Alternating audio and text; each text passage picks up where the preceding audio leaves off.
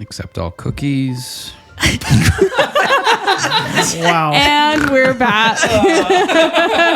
Everyone, Dwayne's gone digital. It's very concerning. So I thought he concerning. was just having cookies.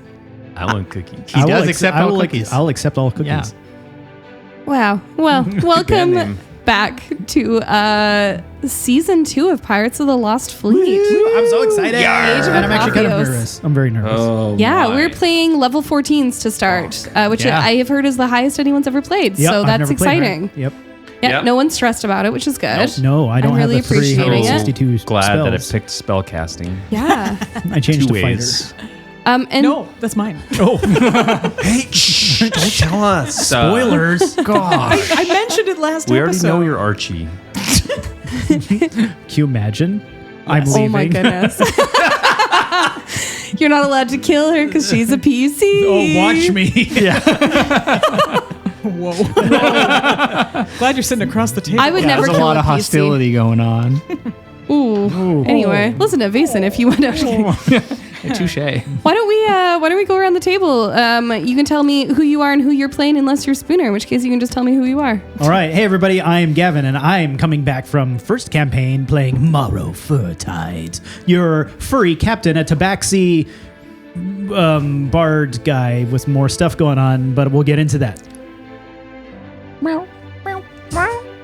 Mawrow. I am playing. You're not Mawrow. No, I was just practicing saying it. Oh. Mawrow. I am playing Eldric again. Still. You sound very excited. Yes. Chelsea said I had to. Oh. No, I'm just kidding. Did not. I said anyone could come back and play. I a said I different wasn't going one. to, and anyways, we figured it out. We had a So good talk at I the am. beach for 6 hours. I wanted to make him less boring, so. Anyway, yeah, he's different now because it's been 5 years, and he has a girlfriend, kind of. Maybe not. I was like, he does? Concerning. New backstory. Does she I know? didn't send it to you. Sorry. I don't even know. And Dwayne, who are you playing? Password.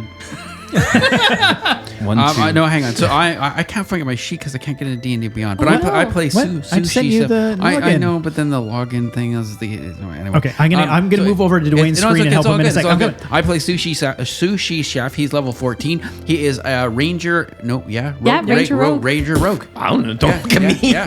You have to look somewhere. Yeah, yeah, I have to yeah. make eye contact Affirmation. with somebody. Yeah. I was going to say, you were our only multi-class last season, and now I think you're... I'm half and half. Yeah, you're half-half. Half and half. Yeah, sweet. Yeah. Ranger Rogue. So, That's all I heard when you said Ranger Rogue. Ranger Rogue. oh, we should do a whole season where everyone's. Wow, that doesn't sound awful at all. Yeah. Sushi snacks? That works. Spooner, who are you and who are you? So I'll come help you with that login quick. Do it. I'm Spooner. Don't rub your penis on my back. Okay. No, not you. Do it harder. Wow. I'm Spooner. I'm not rubbing my penis on anyone's back. Lies. I'll be playing a character. Fronts only. Oh. Yeah, to be revealed later. Wow. Such There's been mystery. hints. There's been hints. We know some stuff. I'm a fighter. Your shirt is giving And- it away. A lover. Oh, see? Oh. Oh. And I guess with that, I am Sean, and I will be playing Warbles. Yay! I'm pretty sure it's Warbles who I just love plays blueberry Sean. jello. It's true. It's a very easy character to just. Yeah. What's the best possible thing you could try and do in this moment? Is it kind? Is it warbles? Yes, be Warbles. What would warbles do? What would Warbles do? Warbles is a monk and did not multi-class, and so is Yeah. just going full on down that path. We've got for you. 3 multi-class, 2 not, and that is my only small spoiler, but we thought that might be too much for Spooner. Lovingly. Spooner also thought it would be too much for Spooner. It's fine. It's Spooner, this is your second D&D campaign? No, it's my second time playing D&D. I have played D&D once for a one-shot. No. Yes. Basin campaign. You play in No, we Chris's. played on the home game. yeah. Chris plays Bugs, D&D. Bugs Mess. That's You true. mean on the podcast? On the yeah. podcast. yeah. That's, Yeah, where people are paying attention. Do you remember when you told me to maybe roll not. with Rude. advantage? I'm and paying attention to Chris. and I rolled a d20 and then I just rolled a d6 because I was like, I don't know what advantage is. So just Pick one of these. Pick another dice. Yeah, I was like, don't look like an idiot. well, in Just- Vaesen, that's what you do. You Yeah, get you more. just keep you get adding more. That's right. Yeah. So, You're welcome. that's so it goes. Perfect. And keep It's just a vamping. game, bro. They're okay. oh, We're logged in. Dwayne is logged So in. build a character. Sorry about my Yep, penis build a tattoo. character. That's okay. I have a pre-game question. Let's pre-game. Okay, Let's it's pregame. I always pregame. Yeah. You know, sometimes you I don't know if anyone else does this, but you're in the shower or you're like I laying shower. awake I at 3 in the morning. Never. Rub one out. I know And what you you're think, talking about. and you're like, you think about a character, you know, In the shower? anything about a character or a move your character made, and you're like, damn, I should have done that different. So what is a regret you as a player have for something your character did or did not do? Ooh, last season. And it can be anything. It can be any character. One that you played on mic or off. Kill Archie. That you killed him or that no, you I did didn't? not. But yeah. marry who and fuck who. Marry the ocean. Also, fuck the ocean. I feel like fuck Eldric based on that fanfic we got. Oh. Yeah. Yeah. Listen back. I actually think that one was maybe not. I think that was a mic check we did. Oh, Yeah, that was a. we never recorded it. No, that was Oh, Mawrow, man. Mawrow and Eldric. Eldric Mpreg. Yeah. Aw. Good. Spicy. Spooner, Little furball cat babies. We'll do. We don't have a Patreon, but go to Patreon to hear that. Sign up for Send us $20 and you can get it. I'll just read it. and We'll just send just a picture of Spooner's, a video of Spooner's reactions. Good. Lovely. Good thing I'm not very expressive at all. But yeah, no, really, killing Archie is Eldric's Mawrow's biggest regret. Yeah, you almost did so many times. I did, and like there was a couple scenarios where I'm like I could, but like I feel like Chelsea will get upset with me. No. I typically will allow that type of. You might really like screw over something, and I'll have to go home and write it out. But Yeah. I want to give you as much autonomy. You have a got little slammed against the wall yeah. by him. Well, he also second thought that after he realized what his stats might be, he was like, if I'm willing to kill an NPC, is the NPC willing to kill me? The answer to that was yes. Okay, all right. Yeah, if I you think had he was gone pretty for a badass. kill, yeah. It was a tactical decision. It was a tactical. Yes, yeah, a Mawrow's tactical intelligence. runaway. Luckily, we won't have to ever face him again. Thank God. Tash, how about you? Do you have one? I don't know. I'm not really like a big regrets kind of guy. I don't know. I don't think I have any big ones. I think it's just like scene stuff where I had a plan to interject, then the moment kind of passes, you don't get to. But I don't really have anything on the top of my mind that I can think of. Anyone else around the table wish Yeah. that Eldric did something? You know what I Other wish? than morale. Yeah. Oh, never Could be mind. I top take back every mine. now and then. I would say like anything and everything that I've ever done to one of Tash's characters. Aw. There's, Remember like, that time lots you of cut off face- my wings? Yeah. Fuck, that one hurt. Brutal. Remember that? Yeah. That was brilliant. Remember when you killed Rojo? Do you remember? Well, no. I mean, hey, come on now. I Really digging the skeletons out. See, this is what I mean. I could have said not giving Rojo one of the multiple healing potions I you have. go. I could have said that. I thought you were going to But say it, but then you Then didn't. we never Yeah. would have met Skidmark or Mark Skid or Mark whatever. Skid. the fuck Yeah, his that name was- that was and a then we never would have learned stellar all, character. all that backstory about who the real Rojo was and the orphanage that he ran and all. We wouldn't know about it. Yeah, that. that was, yeah, that was. That's why true. you Deep don't dive there. regret stuff like that because you never know. Well, we'll keep that in mind for this campaign. I have my own healing potion. Thanks. Cool. Thanks. No, I Keep don't it to think so, yourself. actually. Spooner, I know you've been at this a little. I know you're newer at this too. But do yet- you have any? So many regrets. Joining you guys for his number Hello, one. anxiety. Hello, yes. I don't have No, I honestly can't think of anything. I think what Tash was saying in terms of like wishing I was, by the time it gets round to my turn, and I'm like, oh, I had to have a plan. Definitely have those regrets. Because I don't know, I find it like really amazing and inspirational what people are able to think of in the moment. Even just like looking and like observing and like, oh, do I see this? Do I see that? I'm like, I would not have thought to ask that. I take everything at face value. I'm like, okay. So trying to tune into that more, I think, Cool. If you need to learn about looking, you could always check in with Dwayne. He's Yeah, the real looker. Yeah. pretty good. I'm a good looker. Oh, I He's a see he's looker. testing the trampoline. Oh, This turned we're going back to D&D, baby. Single die rolls. Yeah, I might need to build a little wall here to protect my eyes. I was thinking of getting like some of those like. I was thinking of getting some of that like golf driving range netting for around Dwayne's position. Just a little bubble. Yeah. Sean, do you have any? This is one that's going to require like context because we didn't record it, but it involves Boo and his weird little egg baby. Yes. And there was one of the players at the table was out to get Boo's horrifying alien spawn. Boo had adopted. Boo had adopted a baby monster. Yeah, I essentially. can't remember what one it was. It's called like an Arcool or something. Yeah, all tentacles an and spikes. Archegg. An Archegg, yeah. And yeah, one of the PCs was just like gunning for it. And there was a moment where they were unconscious in front of Boo and very vulnerable, and Boo did the right thing and didn't kill them. But Sean wishes they did. That would have been awesome. Yeah, that was one of those moments where I was like, yeah, that would have made more sense. I was gonna say I think it could have gone either way with Boo. Yeah, absolutely. But yeah.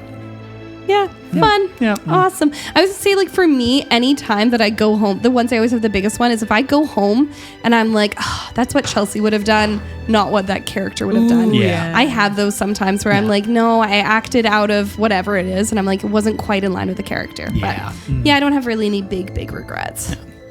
Yeah, so. Gertz. Regrets? Ragrats. All right. Well, you know, I guess that was it for the night. We don't really have anything else planned. Okay, We'll wrap good. it up. No combat. That's right? it. No. Just chatting and hanging out. Yeah, Thanks for exactly. coming along, everybody. Yay. A fight in the parking lot. Wow. Again? I'm really manifesting this. Really? It's like the third time you brought that up tonight. It's the shirt.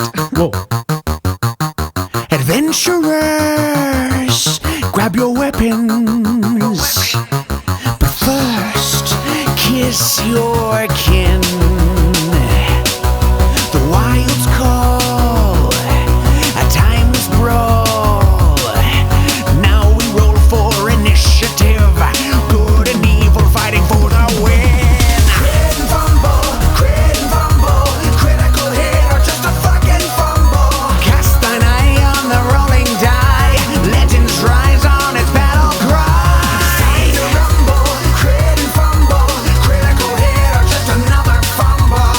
War is waged on the table stage. Untold sagas of an ancient age. Crit and fumble. Oh, sorry. Was that on mic? Every time. Her name's Chelsea. Okay, you can start now. Michael. The seas have gotten worse over the last few hours. Not violently, not yet. They're just wrong. The waves don't quite match the wind. The spray tastes metallic, the kind of weather that feels like it's holding its breath. The Scurvy Lady pushes forward with the rest of the fleet, sails tight, hull groaning. Around you sail ships you know, ships you fought beside. People who have all separately decided that the running ends tonight. At the helm stands Captain Mawrow. You're not steering, though. Alar Shade has the wheel, guiding the ship through the currents that keep changing beneath him, but everyone on deck keeps glancing your way anyway. Old habits, old trust. Mawrow, what happens that causes you to take the helm from Alar in this moment? Ooh. Putting me on the spot. Can I say another ship comes out of the mist? Is that too much? No, that's good. Another ship comes out of the mist. Yeah, like sort of unexpectedly. And Mara's like, oh no. Yeah, another ship comes out of the mist, and you grab the helm. Maybe Alar's eyes are distracted. Maybe they're looking to something else, and you see it come from the mist, just past you and slightly off to the side. And as it does, it sort of veers towards, and then clipping really, really close, cuts in front of you. And from here, you can see it's the Sunflower. And at the helm is Archie. He flips you off and takes the lead for a moment before dropping back. He knows you were to take the lead in this case. On the main deck, someone is making sure panic never quite gets a foothold. The first mate moves with purpose, voice cutting cleanly through the wind. Orders are given, repeated, corrected. Lines are hauled tight. Crew are redirected before mistakes can bloom into disasters. The ship feels steadier when he's near. Eldric, what is the last order you give before everything goes wrong?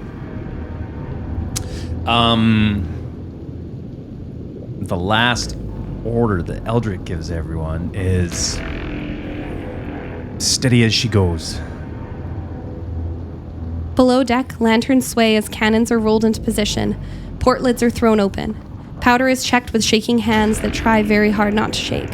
And then, from around a corner, someone appears, chewing thoughtfully on a sushi roll.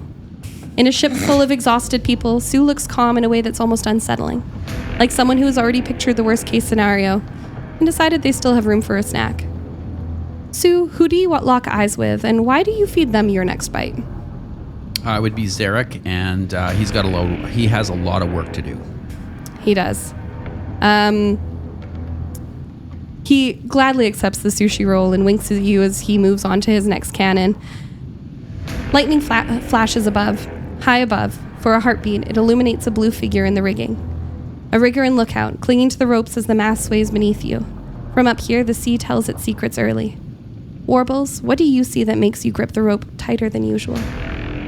I think there's sort of lightning that illuminates the surrounding area, and he realizes it's not just one ship on the horizon. Yeah. You see the ships on the horizon, and a coldness sort of goes through all of you, and you realize that these are the ships that have been waiting for you, the ones that scouted ahead, the ones here at the edge of where the Maw is. Around you, the fleet holds formation. Thadia Ironquill's ship cuts through the waves nearby, her crew moving with the same grim efficiency as your own. Beyond her now, the Sunflower surges forward, Archie shouting orders, Warhammer heavy at his side. There's no grin this time, just intent. At the bow of the Scurvy Lady, Thal stands braced against the wind, her blonde hair braided tight, hands steady as she holds the worst of the storm away from your hull. Of all the ships here, yours sails the calmest water. You move through and past the ships that were sitting here waiting, the scouts that moved ahead and then held.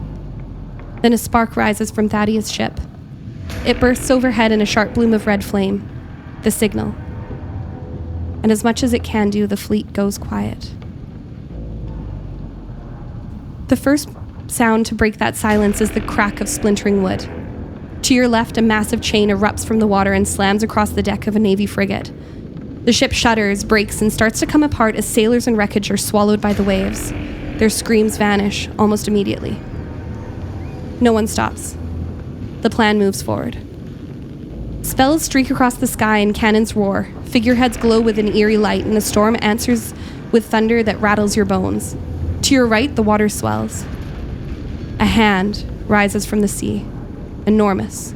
Wrong. Big enough that your mind rebels before accepting it.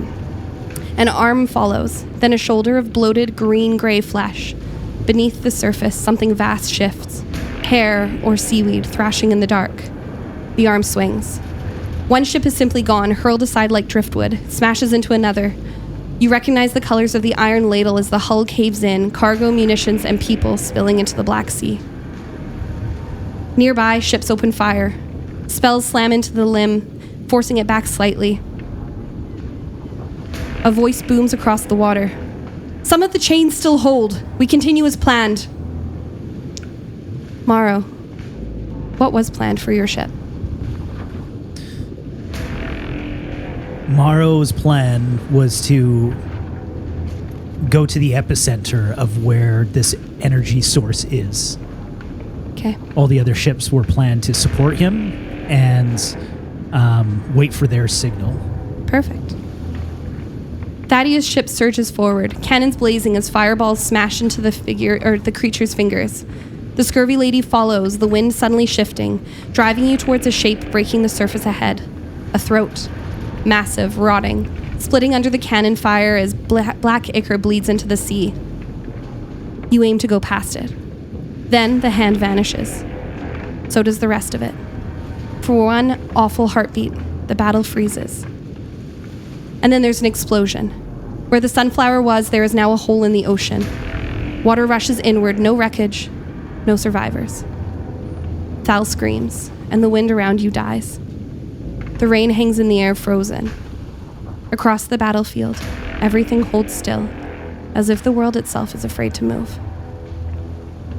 And then all at once the storm comes back. The sea pulls inward towards a single point beneath the waves.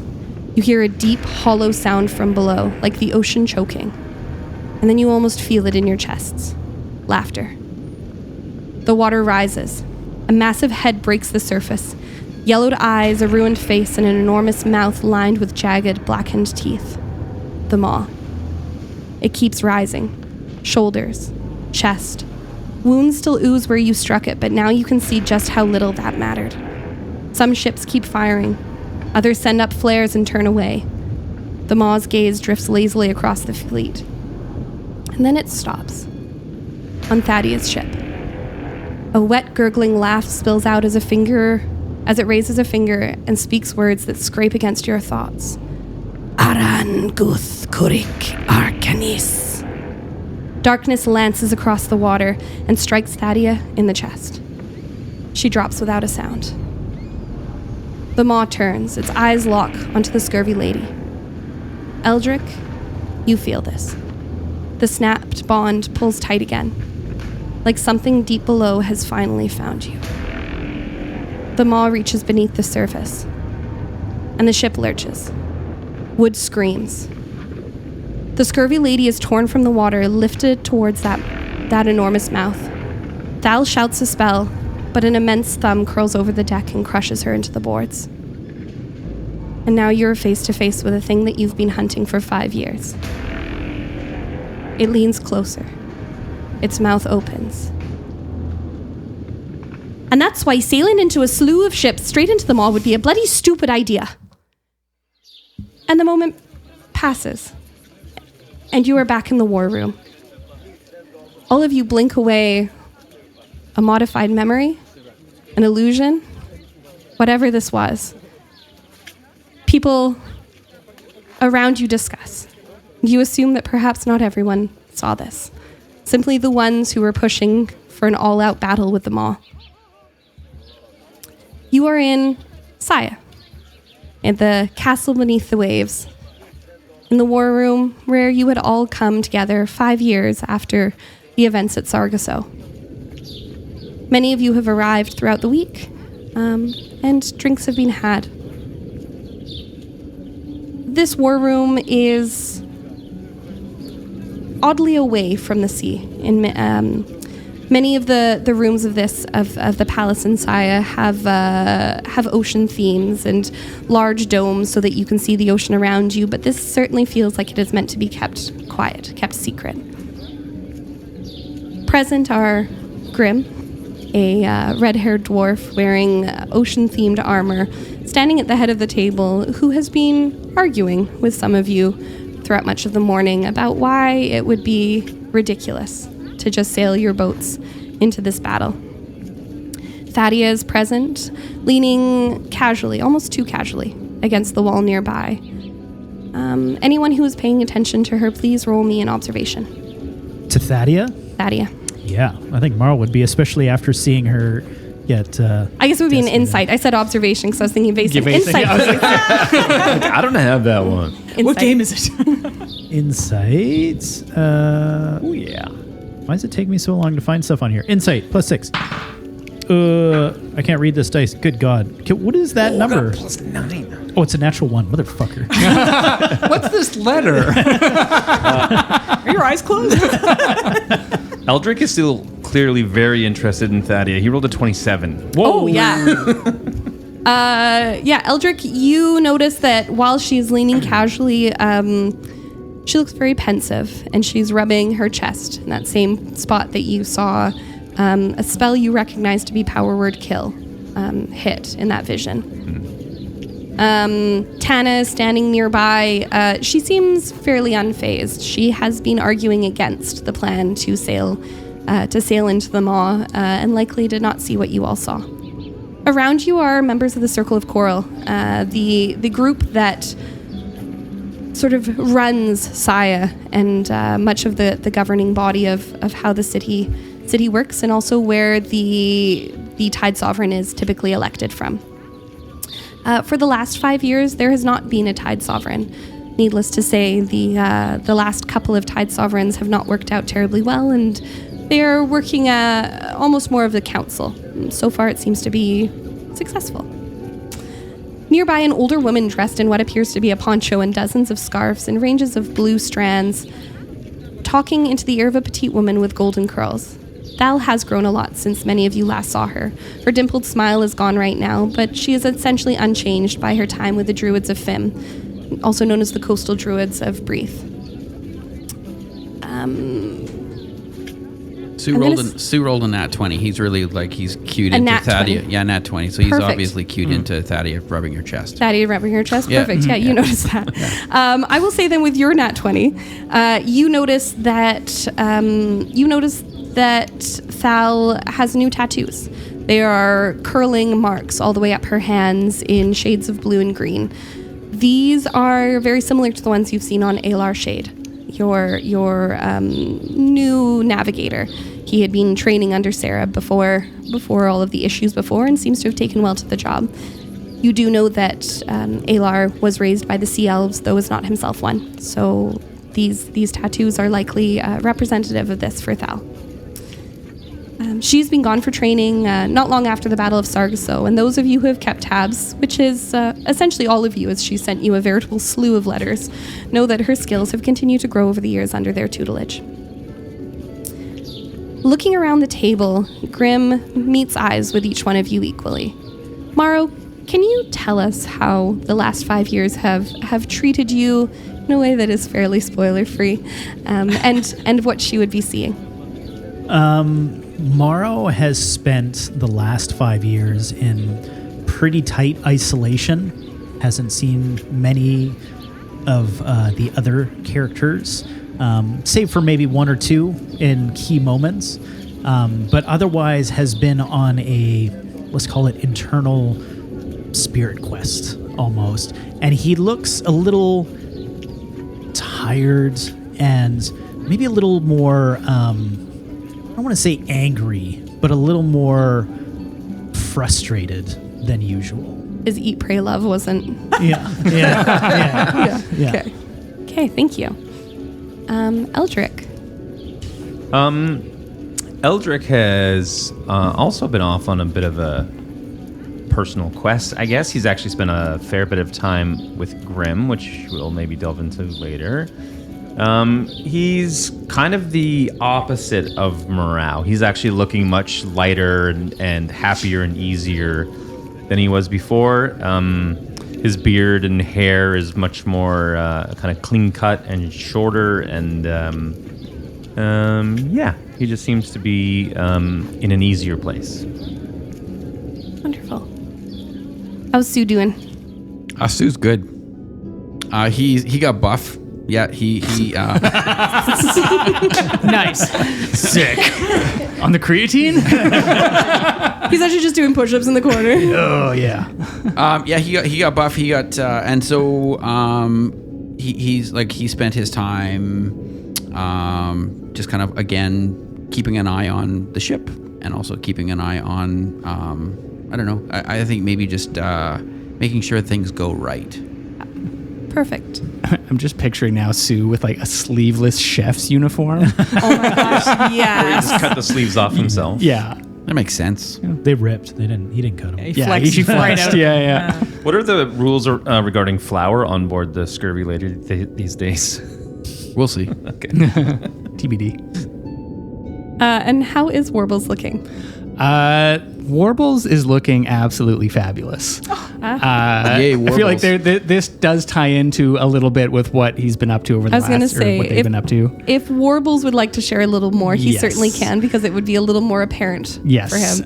Warbles is on the Circle of Coral. Warbles made a move into politics in the last 5 years. So you see Warbles, and they've taken on this position with sort of, they've gone full send. And they have dressed themselves up like a 17th century French aristocrat with the white wig, a bunch of rouge. Blending in. Yeah, fully blending in, has like the little lace cravat, everything, and is sitting around the table, sort of trying to keep the peace, as it were, Yeah. with all these sort of differing opinions. Can Can you say what your position is on the council? It's as far as I understand it, they are sort of like equal positions. So Okay. they're representing the dock ward. So there's different subsets of communities within Saya. The dock ward is very much the working class folks. It is also the same. It's the same ward that Veritan Romanor previously held during Viper of Fathomhold, which Spooner wouldn't know because you didn't want to listen to the prequels. Prequels. Stop suing everyone. Grim levels her eyes with all of you and says, "Now, if we're done talking about things that won't fucking work." It could have worked. It could have. For a moment, she sort of waves her hand, and for a moment, you again hear the crashing of stormy seas and the snapping of chains, and almost like a warning. Don't make me do it again. It was a good idea, Captain. Thank you, Su. At least somebody still believes in me. Nobody's saying they don't believe in you, Captain, but we have to listen to all people at the table and sort of weigh out all of the different potential options, and we can't just be going all willy-nilly. We got lucky last time. We did. There was some luck. I am happy that we're all here. It's really good to see all of you guys again. Oh, Warbles. He's like a warm hug. I'm so happy. There are other opportunities, other possibilities. And I have a potential plan. But it would be dangerous. And a little bit. Grim seems to be sort of weighing her words carefully while looking around at some of the other members of the Circle of Coral. Controversial, potentially. Perhaps the conversation best had not in privacy, but with a smaller group. And she sort of indicates for... All right, you heard her. All right, anyone who's not necessary here, skedaddle. We'll catch up and let you know in the relevant details. Is Archie in the room? Archie is not in the room. We're going to tell him to get out. No, we understood that was on your rider to not... Tell me, actually, so as people are making their way out, do tell me, Mawrow, did you open any of the letters from Thal? He did, but not all of them, because she had sent them probably to where some undisclosed location that maybe only a couple people knew. But he obviously hadn't been there very much. Mm-hmm. So then he got home, or wherever home was, and just had an absolute stack of the twine wrapped papers. And he's like, God. And he sat down, popped open one of his favorite spirits, and sat down and maybe thumbed through them sort of haphazardly.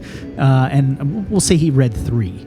Okay. Yeah. Well, if you read any of the early ones, you would know that you were there when Thal left to join the Druids of Fim. It was not a move she necessarily originally was enthused about, but one that Darvin encouraged her to do, to be able to grow her powers and also potentially not sink the ship when next time she had a temper tantrum.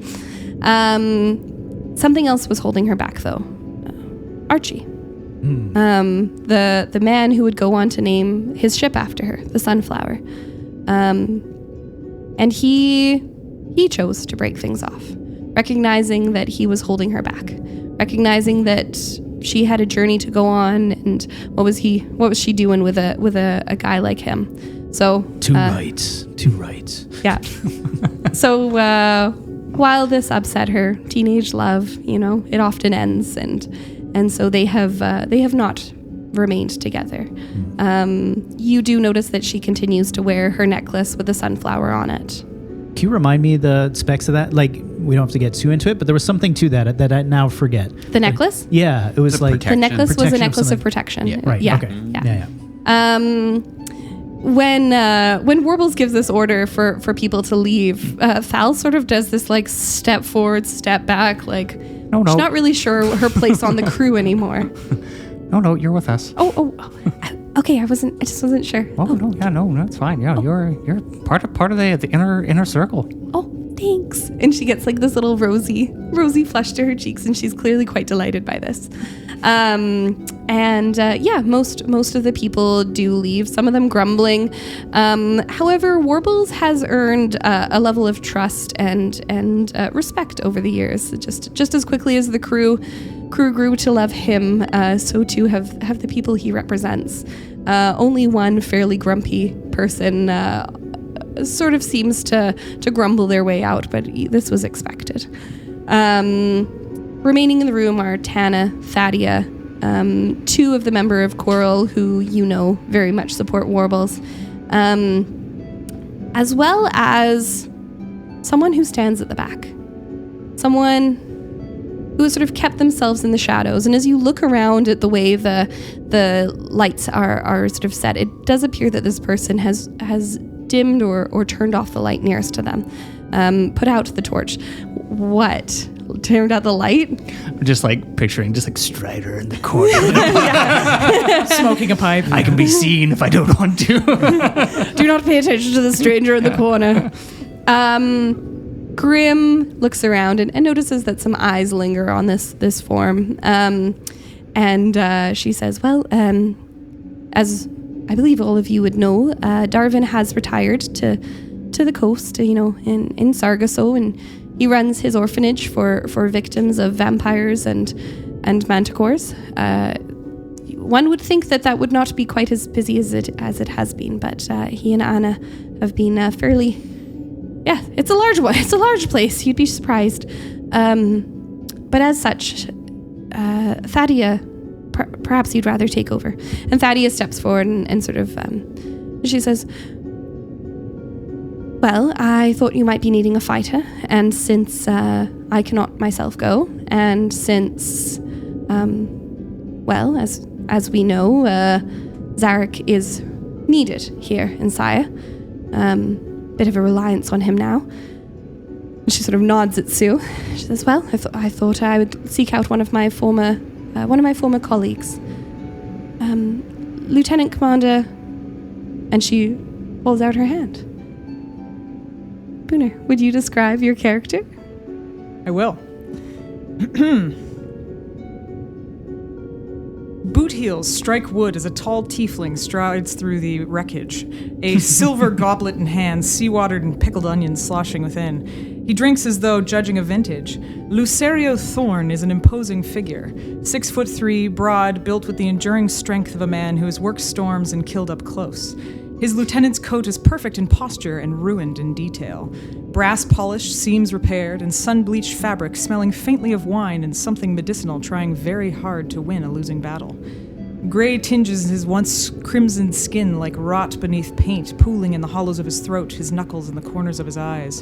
In certain light, he looks like carved from old meat, left too long in salt. From his brow sweeps two curled horns, elegant and aristocratic, framing a face that might be handsome if it were not so haunted. His mustache and beard are trimmed with loving precision, and when he smiles, it's with a courtly charm sharpened by mania, with eyes that are bright, delighted, and unwell. I survey the room once, plant a boot in a chair, then the table, seawater droplets scattering across the map as the goblet is set aside.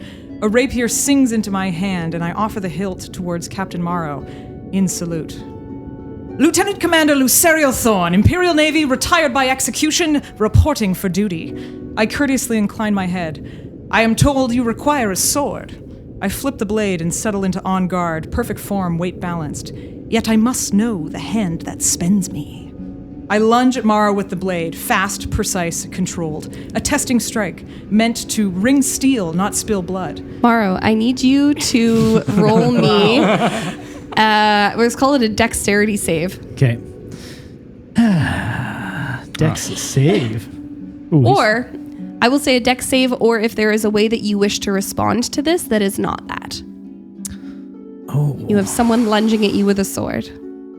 Man, Morrow is like feeling unimpressed by this person, and I had this moment in my head where he's just like, give me a break. So perhaps he doesn't, yeah. Yeah, I feel like I'm not up on all my spells, but I want like something that just sort of like moves them out of the way. And I think I actually have like some sort of wind casting thing that would just sort of like push them to the side. I cast wind. I break wind. Can Sue jump in front? Oh, maybe that's it. It's like Morrow just sits arms crossed and doesn't. Mawrow I was going to knows. say Eldric would very much do the same. He'd Warbles throw would up, also like. throw up his shield and try and stand in front. I will get both of you, both of you two, to go ahead and roll. Warbles, I will say that you are more familiar with Lucario Thorn due to his work with the Royal Navy. Finally, somebody knows how to dress. That's right. You and me, buddy. So yeah, Eldric and Su, I'll get you both. Sue would actually like he would if he's like back a ways, he would actually backflip into in front of the Little captain. floor mat Perfect. routine. So I'll get you to do an acrobatics for me, please. Oh, great. And Eldric, you're putting up your sword, so or Just your shield. He's just kind of. I will get you to do just a straight dex save. 16. 17. 17, 16. Can I please get you, Lucario, to roll me an attack? It's not a real attack, though. But it's an intention of an attack. All right. So I rolled the dice, and then, so what kind of attack is this? This is your With rage. your Weapon. rapier. Definitely animal handling. Your bonus would be your prof and. Your Okay. plus to hit. Oh, right. So that was a 19. 19, phenomenal. Eldric, your shield comes up. Su, you backflip in, and Lucario's sword finds its way between both of you and stops an inch from Mawrow's nose. You may continue, Lucario. In the same motion, I disengage, spin away, and flip the rapier in the air, and it effortlessly sheaths itself in my hilt with a satisfying shk. I survey the captain and his crew, a decision clearly having been made. And now, I test your heart. I swoop down, dramatically sweeping one arm behind Mawrow's back and plant a firm, gallant, and utterly committed kiss on your lips. I withdraw, dignified, with a nod. Coming from Warbles. Tradition, Captain. One must greet the commander of one's blade as one greets the commander of one's heart. I bow with theatrical elegance and go to greet Thadia. And you, my lady, appear in the mastermind behind all this delight. I am already yours to command. I bow my head to kiss her knuckles, and as I do, plop. The pointed tip of my ear lands neatly on the table on the map. I glance down, pause, nod once. Embarrassing. My apologies. First meetings make me come apart. I retrieve the ear tip with grave ceremony, wrapping it in a handkerchief and pocketing it. I rise to full height, turn back to Mawrow, eyes blazing with passion and lunacy, and say, "Command me, Captain. I ask only the honor and privilege of charging first." That was dramatic. I feel like he sits back and gives a slow clap. Well, that was theatrical. Lucy, is it? Lucario, but if Lucy is the nomenclature you prefer, then I will take it and wear it with pride. Excellent. We're already on nicknames. Look at that. Thadia, I told you this would work out. So far, it seems it had until you started to fall apart on the table. Should we find ourselves in a situation where we rely on you, despite your flourish, which I must say is impressive, can we ensure that you won't lose more than an ear and we can actually take you to arms? With this, Thadia steps forward and she pulls out her dagger.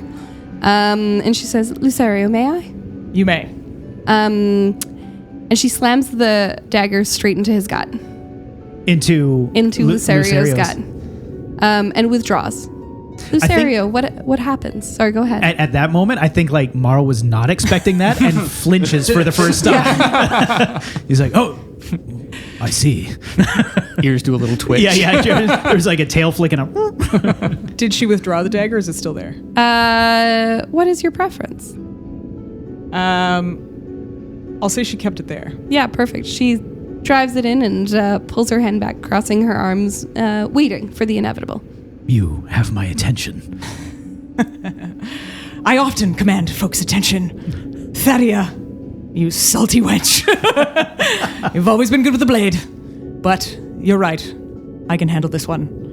and I draw it out of me, just as you can see that sort of a black ichor is leaking from the wound. And I pull it all the way out, flick what should be blood off the tip of the blade, wipe it gallantly on my handkerchief, and present it back to Thadia and say, I shall recover in a moment. Thadia puts the knife back in the sheath and says, Lieutenant Commander Thorne and I knew each other back when he was a little bit more lively. Huh.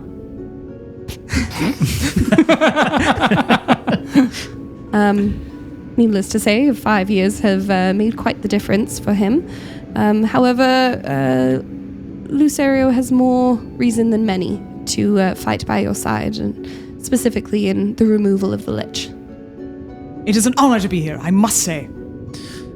Mawrow stands up and trying to be like quite as flourishy, and I feel like he comes from the what is the background? Something of Swords, College of Swords. College of Swords, and he has flourish in like his actual skill set and stuff, and draws his rapier, but like in a movement, like almost dances across the table in a twirl, light foot, tail flick, and like goes to put his sword towards Lucario, but like a dead stop as well, and hoping that you'll draw yours, but at the same time says, welcome to the crew. I don't move a muscle. Excellent. He flicks it up into the air, trying to replicate what you did. Probably doesn't nail that part. I would love you to roll me in acrobatics. Yeah. Let's do it. Maybe the first part I could do, but we don't know about this part. Acrobatics, +4. We'll see. He throws it in the air. That's a 6 and 4, 10. 10, and it lands quite neatly in the table beside you. I meant to do that. Of course. Holding down the map. Wonderful. Make sure you hold down the map. Someone has to. Blows away in the wind. Thal in even after 5 years has like this like loyalty to her captain, and you see her hand move, and the map kind of wafts in the wind, but the sword holds it still. Ah, yes, you weren't kidding. You see what I mean? I do. Well, I've got you, Captain. Thank you, Thal. Well, it would seem that we do need another set of blade to fill a notable gap in the crew. And Thadia's choice is well aligned, it would seem. So thank you, Of course. Thadia. Grim sort of surveys all this. She was quite delighted, and I think that Eldric, you would have felt this through your bond. She's quite delighted by all of the twirling and everything like that, and feeling quite energized by it. And says, "Right, well, wait, that was Thadia's voice. Sorry." She says, "Right, well, since we're all here and all sort of at least open-minded, I hope. The Maw. What do we know of it?" Big. It's big. It's mean. It's mean. Bad breath. Bad breath. It's aware of everything we do. Aware of everything we do. Yeah. She like folds down her like giant like paper, like her team build paper, and is like filling it out. She's like, what else? Big teeth. Big teeth. That's right. Oh, big teeth. Yeah. And she draws some big teeth, and she says, 5 years. 5 years we've been looking for this thing. Know exactly where it is. How do we kill it? Who is it? Sorry, Su, did you have a thought? Toothbrush. Toothbrush. What kind of research have we been doing here? I mean, it had pacts with the Tide Sovereigns for the past, what, three kings? Closer to a few, maybe about 1,000 years, it looked like. So at least 3 kings. At least 3 kings. How correct. much research has been done? Did anyone find anything? Well, More of a field man myself. The chapter of Eva Chronologists have been looking into it, and we've had people out scouting, not always successfully so. Added a few to his army, but not much, to be honest. And over the last 5 years, I'm sure you've all noticed the storms have increased. We almost lost Sargasso. If it weren't for Eldric, you and the druids of Fim being there last winter, just in time to be able to do a little bit of damage control. But we've lost other harbors. We've lost other villages. We're losing more ships every day. And what do we know about it? Nothing. Except it's really fucking old and really fucking mean. But how do you destroy a lich? Well, we start by getting our nose out of the damn books. They're probably wrong and outdated. And finally do what we do best, and that's put boots and blade toward the situation. You want to find out the weakness of an enemy, you go at them. Not directly, necessarily, but putting yourself in the field, learning firsthand has always been my experience. You want to spend time in the library? Go for it. We've been trying to do that, but nobody ever seems to come back. Therein lies the problem. So, if nobody comes back, how true can these books actually be? Well, that's the part of the problem, is the books don't say shite. How do you destroy a lich? Roll me an arcana or a history. Oh, yes, please. Or, in your case, Eldric, a religion. My deception's really high. Can I roll that? No. It's a good question. You can, but it'll just be you pretending you know the answer and you don't. All right. He would prefer that. Okay, so what was it? Arcana? Arcana or history, and in Eldric's case, he can roll a religion. Okay. 19 for Eldric. 19. Man, I'm rolling a lot of naturals ones on this stupid dice that I just got. Did you water test them? 10 for Lucario. I did not water 10? test them. 5. 23 for Warbles. 23. And what was that for? 19 for Eldric. 19. Warbles and Eldric. Eldric from your time with Grimm, and Warbles, similarly, your time here. Grimm has been by many times, and so is Thadia, and the chapter of Evil Chronologists have been reporting to you often. Mm-hmm. You know that what you need is you need to know what they gave up to become a lich. Grimm explains to the room. A lich is created through a ritual and a sacrifice. That is the key. But we don't know what he sacrificed at the time of his creation. We don't know what the ritual was. We don't even have a name. We don't know who they were before they became the Maw. And how do we know how long he's been down there? At least 1,000 years, but likely more. But recently on the backside of Sargasso, you know that little island where you went and you fought Maximus? I remember. You remember? How could we forget? How could we? Well, there was an altar near the site where Maximus's body was buried. Also remember. Also remember that, because I put it on the map. Well, someone said, why the fuck's there an altar here? And a little bit of digging was done. The Evil Chronologists, headed up by Anna for a little bit before the orphanage opened, they discovered what appeared to be the remains of a staircase. Where could that staircase go? Appeared to angle straight to the top of the basin nearby. Head up there, see what's up there. Looked like a pilgrimage. Looked like perhaps people arrived on the island that was Sargasso, walked to this island and took the staircase. But prior to the drowning, which is when this altar and this staircase seem to be dated, prior to the calamity that was the drowning of the earth, Sargasso was not an island, it was a mountaintop. So, they went up there looking around and discovered that all of it seems to date pre-drowning. 8,000 years. They discovered a sorry, go ahead. Wow. Wow. Wow. There was a mosaic there. And they started digging. And they found star maps. Highly detailed ones. Shockingly detailed. That gave us a very approximate date. And a ritual of what appears to be the creation of a lich. It does not tell us the details of the lich, nor what was sacrificed. But someone witnessed this. Someone witnessed this and put it down with a star map, a date, a sign for us. So what good does that do us? Absolutely fucking nothing. Unless there's a way to go back. Which would be absolutely fucking nuts. Back in time? Back in time. Back in time. 8,000 years. 8,000 years. And that would be absolutely fucking nuts because no one could get back there. Unless We could.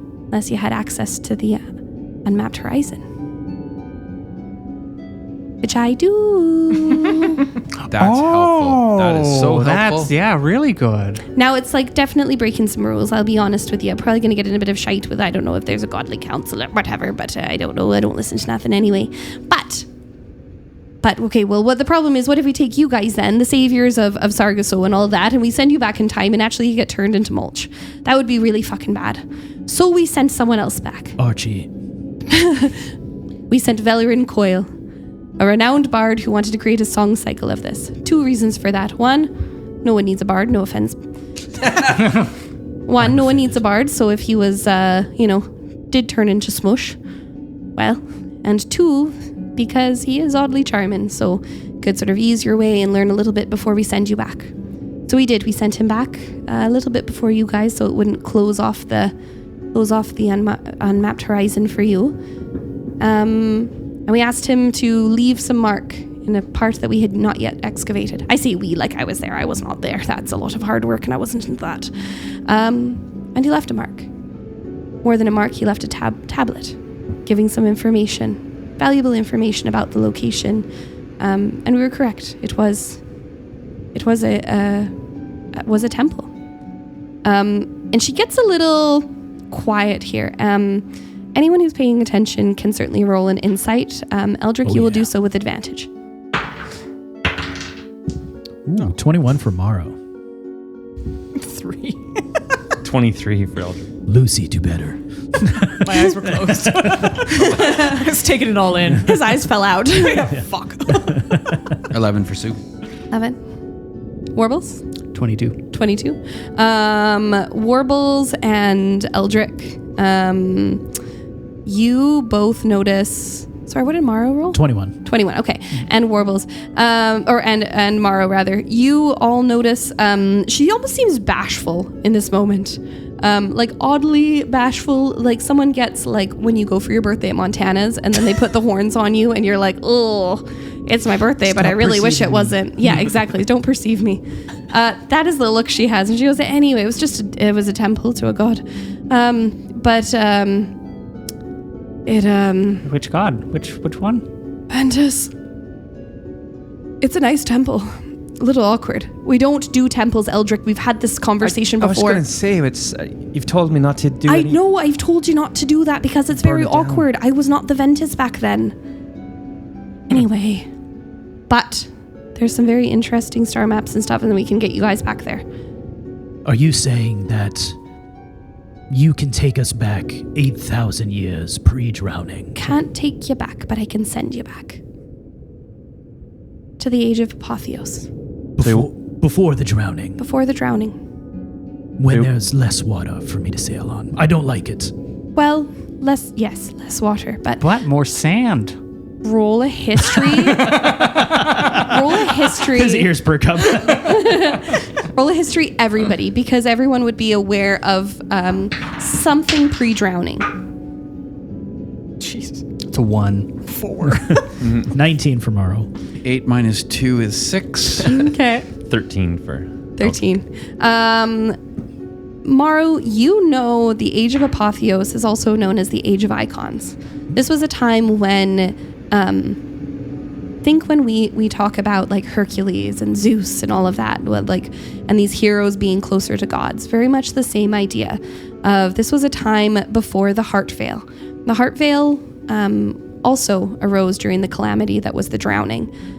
It was the time when mortals were closer in power to gods than they ever had been. And feeling threatened, the gods warred amongst each other against the mortals. And in one final massive attack or consequence, no one quite knows, the drowning occurred. And it drove humanity, mortality, back. Not so far as a Stone Age, but certainly back to a time well before the Age of Apotheos. And in doing so as well, the Heart Veil was put in place, and it caused consequences for the gods as well. Those who were in their mortal selves at the time were trapped in the land of mortals, and their powers, their stronger powers, held back on the other side, unable to access until their death. the gods that were stuck on the other side of the Heart Veil were unable to appear in full mortal form, seen only by worshippers, and their presences only felt in places that they were powerful. Mawrow would relay that to everybody and then look at Grim. Seems like a specific moment in time in which you have a plan. These gods are walking among the people again. Yes. What would you have us do in this case, considering we are, some of us anyway, far from gods? Well, the reason you were chosen, you are far from gods, but you are more powerful than many. You should fit in just fine with the common folk. You need to go back and you need to see what you can do. We have a time-ish. We have a date-ish. We have a place-ish. Do we need more of these star maps? You will not need these star maps, but you will need a map. And Sean, if you and everyone else, you can pass the ship. You can put the ship over here. But if you could roll back that map and show the beautiful map that you created. Oh, dang. Sean got a little inside scoop. Yay. Yeah. We're just moving stuff off the big map. And then we're going to roll it up. Get out of the way, Beavis. Lich-sized holding this ship. The licorice. I'll move the licorice. Oh, All right. Yeah. let me grab the candle. Wait, grab Okay, I your got it. candle. Don't light the whole office on fire. Everybody. Whoa. Man, you drew that? Yeah. Dang. Sean made that. Oh, you shouldn't even had to roll for the history check. Yeah. Now I'll just metagame the entire time. And Grim flips back the map of the Endless Isles to show you a matching map of... You can just shove that. That was my last time I'll ever need that, probably. Done. Cool. She flips back the map of the Endless Isles to show you an almost matching map. And it is of the area that would have been Breath 8,000 years ago, before the drowning. That's incredible, Sean. Isn't that beautiful? Yeah. We'll put a picture on social media. Well, the picture won't even give you like the texture feel that's on that. I It feels know. like It feels like nice parchment. It's Yeah. beautiful. I cried when he gave... Dwayne, you can touch it, but you got to wipe off your licorice no fingers. Twizzler juice. Yeah. No Twizzler juice on it. Okay, I'll you hold got it in it. front of you. That's So- got a good, really good feel to it. Isn't that nice? Yeah. Mm-hmm. So she points out, and I'm going to get Sean to point out because he knows where all of them are. I did this map a really long time You ago. did. I didn't. Upside down. I didn't bring my laser pointer because of. I know. 'Cause they're Crazy, banned right? forever. Yes. My eye doctor said we can't have them anymore. Yeah. Laser pointers and back doors. Mawrow gets it's great. distracted with them anyway. Yeah, he does. Once the map's down again, I'll tell sorry. you. No, you're good. You're good. You're good. Take your time, Spin. We're not waiting for you. I like maps. Sean, remind me of the pronunciation because I wrote it down. Uh-oh. The mountain. Mountain, you did it She right. points to the mountain where Sargasso would have been, which is Mount Apotheos. Apotheos. Hephaestus. Hephaestus? Yeah, Hephaestus. Hephaestus. She points to Mount Hephaestus and she says, "Right here is where you will arrive. In theory, based on everything we've done, probably." It's very... I feel relieved at this. It would help if you didn't inflect upwards at the end of that statement and make Sorry. it sound like a question. Probably. Yeah, okay. Better? No, not really, but continue. If you agree, I think that we should send you back. I mean, worst case, you find nothing. But at the very least, you'll be there. And you might be able to give something useful. Because otherwise, we're in the exact same position as we are now. When roughly do we know that the drowning happened? About 3 decades after this. You will Okay. not be there during the calamity. Cool, just confirming that one as well. No. Okay. My lady, if I'm understanding this correctly, Yes. is the intention for us to then stay there? No. No. No. How do we come back? The way you'll have to be opened again. It'll have to be a little bit different. The unmapped horizon, it's sort of like charted courses. It discovers realities that have been, realities that could have been in moments. Anyway, you can go back, but you're going to have to find another way here again. However, did mention lots of gods fucking about, and if, based on what we can see, this would have been a moment of huge power. This might have been one of the moments where the gods decided that mortals were getting too close. Perhaps... No, I know there will be at least one nearby to help. And she looks at you, Eldric, very meaningfully in this moment. I was actually, I was going to ask you about that. You said that you're sending us, so that means you're not coming with us. I need to be on this site to be a beacon. So... For him to find a way to send you here. So, will Ventus still be there? Yes. But a different Ventus. But the Yes. same Ventus. A different Ventus. I think we should talk privately about that, Eldric. Okay. Everybody else out of the room? Maybe we'll talk on our travels or before you go. I'm not going to kick everyone Very out good. again. Speaking of privacy, before we make such a decision, do you mind if I have a moment with my crew? Just a group of us. Su will cast Psychonic Whispers, and he'll cast it on Warbles, Lucy, Eldric, Su, and Morrow. All right. What does that mean? That means we can all just talk. We can text. Oh, okay. We can talk heads. without them hearing us? That's right. No, we should all text. Just staring intently at everyone quietly. Yeah. Do you want me to... Oh, no, you're doing a... Okay, I see. Lucy? That sounds like a I think fancy name. I think you can hear them. They can hear you. Oh. Good afternoon. Hi. Lucy. I'm quite fond of it, actually. I haven't really had a chance for a nickname since I've been outside of the Navy service. I like it. Thank you. Agreed. Captain, what are your thoughts? Well, everybody but Lucy, who will soon learn, know the policy of my ship. I don't make decisions on my own. It is a group decision, and everybody's voice is weighed equally. I think that is more important now than ever. We are being asked to go back thousands of years, and I'm not convinced that coming back is as easy as Grimm would make it. This may be our only choice, or we can still find our own way. Perhaps no, we don't sail into the Maw as we had planned, but some more research, boots on ground, could pay dividends. What say the rest of you? Whatever you say, Captain. Thank you, Lucy. I mean, from my perspective alone, I would say that if Grimm says there's a way for us to get back pretty readily, then I would believe that, and I have no concerns with it, really.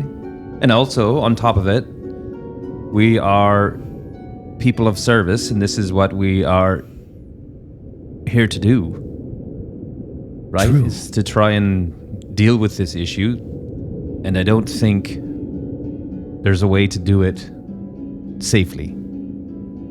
So if it means us potentially getting stuck in some weird other time space, then so be it. Yeah, I would say,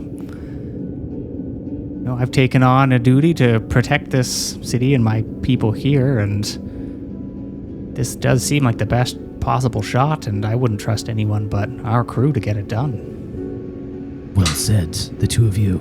And Eldric, your connection with Grimm is Remember when I stronger. said I had a girlfriend? It's not her, just kidding. Nevertheless, Sorry, go ahead. your connection to them is stronger than any of ours, and your opinion on their truths is well weighed. Warbles, I believe in your mission as well, and your current position, and he cocks his head, attire speaks volumes to that. I suppose that leaves one more to voice their opinion. Lucerio. What say you? Another chance to die beautifully. I follow you, Captain, into the deep. I'm going to like Lucy, I can tell already. So, like, you're actually dead then? Like, really? No, 'Cause, not like- yet. Well, like in your opening thing, though, you said that you're removed from your position via execution. They tried and failed. But you're not living right now. I'm not living. Your eyebrows do weird things when you talk to me. They do weird Especially things a lot. considering Oh, we're one second. One of them's not fallen off. speaking out Here, let me loud. just put that back on. Pick it up off the table. Okay, so last time it was vampires, this time it's zombies. Very likely. We're gonna need new t-shirts. A nickname t-shirts, I'm in. I do have my own reservations about the idea, and well, I would rather stay here considering I have my own agenda. I do agree that in order to unravel it further, I probably do need to do some work around that. So if going back to open up that pathway is necessary, and it seems like the rest of you are in agreement, I say we move forward. I mean, I do have some reservations. I'll still say that. You would be a fool to not have any. The idea of traveling into time seems like there's a great possibility of fucking up everything.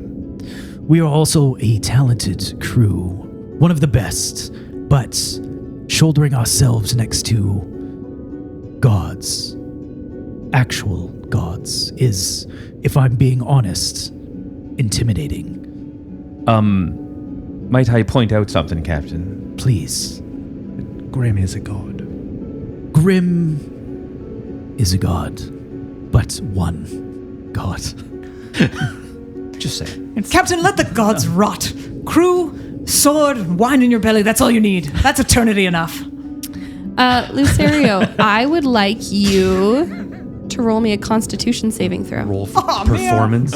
I was going to say, we need a persuasion check from them. I feel Lucerio is convincing Morrow. Just like Constitution saving throw. Is it the bard thing? Is that why? There's like a brotherhood. Yeah, nat 1 with a modifier. Ooh, doesn't matter what 10. the modifier is. Your head fell. You're doing great. off. Yeah, this is a classic.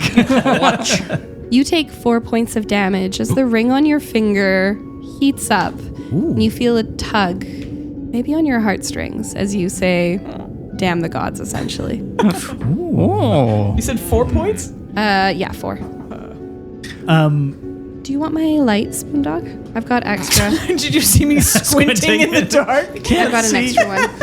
And then I noticed Dwayne helping, but I've got one that I'm not using. I need an adult. It clips on this side. So you can do this. Turn it on.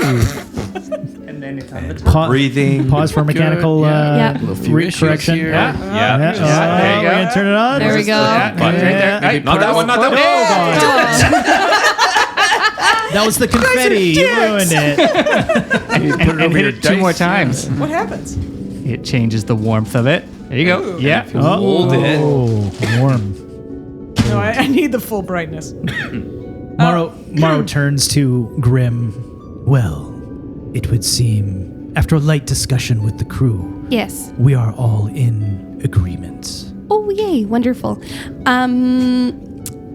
And then she points at Eldric. She goes, and you can't fuck it up. Like, you don't have to worry about that.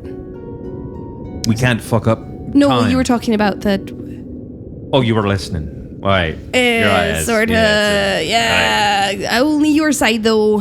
Yeah, just that part. Well, I was just thinking about, like, you know, if something happens in time and you throw something off, and then someone else It's already is not happened, born, though. and then, well, then how does the Maw exist if it's already happened? If we already killed him or prevented him from we're becoming getting- a Maw? But you're not preventing him from becoming a Maw. You can't do that. He's going to become the Maw. He's going to become a lich. You have to go get that information, and we have to get you back here. Otherwise, we don't know how to. So we're trying to figure out the deal or whatever, what he gave up, and then use that as lever. Everything that has happened has already happened. If we successfully get you back here, Why do you always say the smartest things? then in our presence, you've already gone. I gotta write that one down. Can I do an insight check Yeah, for sure. I have On who? On Grim? on Grim and Eldric? You want me to point at your sheet? Thank you. It's 16. And what is the insight that you are seeking? Eldric has made some sort of comments about she's not my girlfriend, and like Warbles, I'm pretty sure. Warbles, pretty sure. Warbles pretty sure.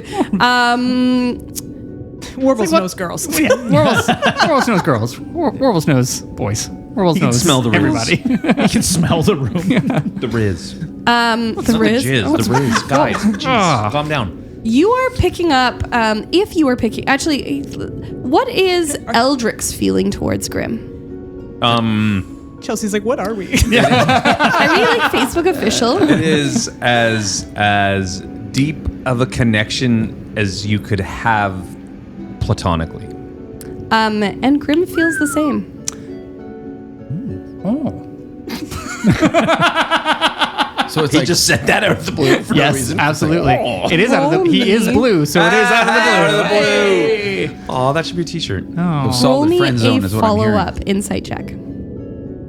No? You do a little extra looky-loo, and you're like, okay, it's not that. 9. 9? Nah. I do have one more question before we proceed. Of course. If we are supposed to go back to this future, Back. No, back to the Back- past. back to the And past. come back to the future. how much Present. Back to this future. plutonium will we need? Where we're going, How many gigawatts? we don't need fuel. 88 kilometers. That's a different campaign. I wasn't going to do a deep cut like that. Great Scots. Yeah, now we're gonna get sued. Any other questions? I just have one last reservation. Of course. It's with an Italian place on Tuesday. I'd really like to not miss it. Holy fuck! Ow! Look at the waveform on there.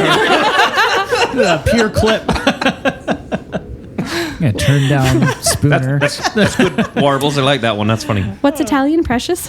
But no, genuinely, I don't know what Italian is. It's like a seafood fusion. Oh, very nice. Yeah. Yeah. No, you probably, well, I mean, in theory, you might be right back. Don't really know. Oh, fair enough. Yeah, okay. Technically, Valoran's been gone for like a month, but don't really know. But yeah, that's a good point. If we actually come back yesterday, So then we can't meet our So we current have- selves. we have See- to make sure to come back a little bit forward of right now. I also had to Absolutely. let him That'll know though, like overlap. that we would send him back, and then we'd send you guys back, and then the way would be open for him to come back. I can't just stand there being a beacon the whole time. I have other shite to do. So could we like leave you a message, perhaps somewhere? Well, yeah, so that's going to be part of it. Is when we Yeah. go, I'm going to show you an area we have not excavated. Oh. Literally, right after you guys go, You're we gonna have a check group of that people. out. Yeah, we're going to check that out, and I'm All going to right. open that back up again. Sounds good. So from your time, it'll be however long you're there, and in my time, you're going to walk in, you're going to walk back out again. Lickety split. Lickety split. Do we get to see this altar and everything before we head out? I mean, sure, yeah, we can walk along there if you'd like. I'd very much like to see it. Of course. Seems interesting. Yeah, sure. I mean, sure. Cool. Will we have our ship? Up a mountain. Well, at the bottom of mountains, there is water. It's a good question, yes, Captain. we have to. Not always. Fantastic question. Well, we can sail to Geography's never been your Sargasso. strongest. We can sail to Sargasso, and then we'll go from there Right. on your ship if you'd like. It's been a little while since you've been on that. I would like that. Sounds good. Shall we set off tomorrow? Give you a night here. Don't get too boozed up. We've never done that before in the past. Roll me a deception. Roll me a deception. Yes, absolutely. Plus 15, fucking A. Well, I better start sobering up then. Ooh, 28, 7? 28. 28. 23. Oh, jeez. Deceiving the gods. I don't quite understand you, Captain Marrowford. Intentional. Right. And as she says that, she sort of like leans to the side and looks behind you. She goes, "That's interesting. Little tie you've got there. It's fine Yes, one between the two of us. for now. For now. Have you ever considered Ventus? Pretty good time. He stands up. I will be at the pub. All right, Starts to walk out. Class dismissed. And you are all free to leave, knowing that the ship will be leaving from the docks of Saya tomorrow morning. I would assume all of you walk out together, maybe? I grab my goblet of seawater. What was the Insaya? I know there was a tavern we always went to. What was it called? So that's Sargasso you're thinking of. Oh, You're that was thinking of Sargasso. Assaulted Kraken. You were Yeah, back in yeah. Saya where you first met like the dock warden. Oh, Yeah, this is okay. also the place where there is the underwater prison. Right now you are in a a palace far below the ocean. Mawrow walks out into the hallway. So, where does a guy get a drink around here? Well, there's the rusty clam. That's a good one. That's a good one. Yeah. No, yeah, for Well, sure. you've convinced me. Oh, great. Shall we? I have some things I got to attend to. Just some stuff I that got to hair? wrap up. Like that wig. Is it off center again? It's so top heavy. I don't know. And as you're standing here, a shadow falls over you. And you're sort of just all discussing. And in this hallway here, it is much like a lot of the rest of the castle. There is a tall glass dome above, and you can see the ocean above you. This so cool. deep, it's so dark. But you can see little twinkling lights from this is essentially like a deep ravine underwater. And many of the sea elves live here underwater. So you can see sort of like twinkling lights of underwater orbs of light from all of these houses. And there's sort of these like beams that run overhead for structural purposes. And as you're standing here talking and Warbles, you're making your excuses, a shadow falls over you. Nobody panic. I never panic. And you hear from above sort of a leathery slide. You hear what almost sounds like little click-clacks across the beams before an attack is launched on Warbles. Warbles, you are scooped up and lobbed into the air. Ow! Before being caught carefully, sort of on the back of a great toothy beast. Zalira, you got me this time. I knew I would. You little murder kitty. You know me so well. And she scoops you up off of her back with her tail, which has grown back since the vaults that she was sent through. Everybody, this, just for reintroduction, I think you knew Zalira as not Jennifer. It is still not Jennifer. It is still to not you. Jennifer. Actually, that's a few episodes I remember Mawrow had missed. So have I ever actually met not Jennifer? No. Mawrow wasn't there for that? Oh, wow. No. Yeah, I feel like were he's got his locked up. blades drawn right now. He's got like dark energy coursing around them, and he's like seething. You know, he's just He, like, It's okay. It's okay. Yeah, I'll say, Zalira, that's her real name, gets down in that sort of like pouncing cat, butt in the air and with her head down low, and she smiles long at you and she goes, "Settle down, little kitty. It's fine." he looks at Warbles. Warbles. This is my chief of security. He slowly puts the blades away. She slowly lowers her bum. And it was not Jennifer, I heard. You may call me Zalira. Zalira. She inclines her head towards Su. You may also call me Zalira. I recall you being polite. Yeah. She looks at Eldric. She goes, "You can call me not Jennifer." I would think of nothing else to call. I don't know what happened with my accent there. I like talking like her.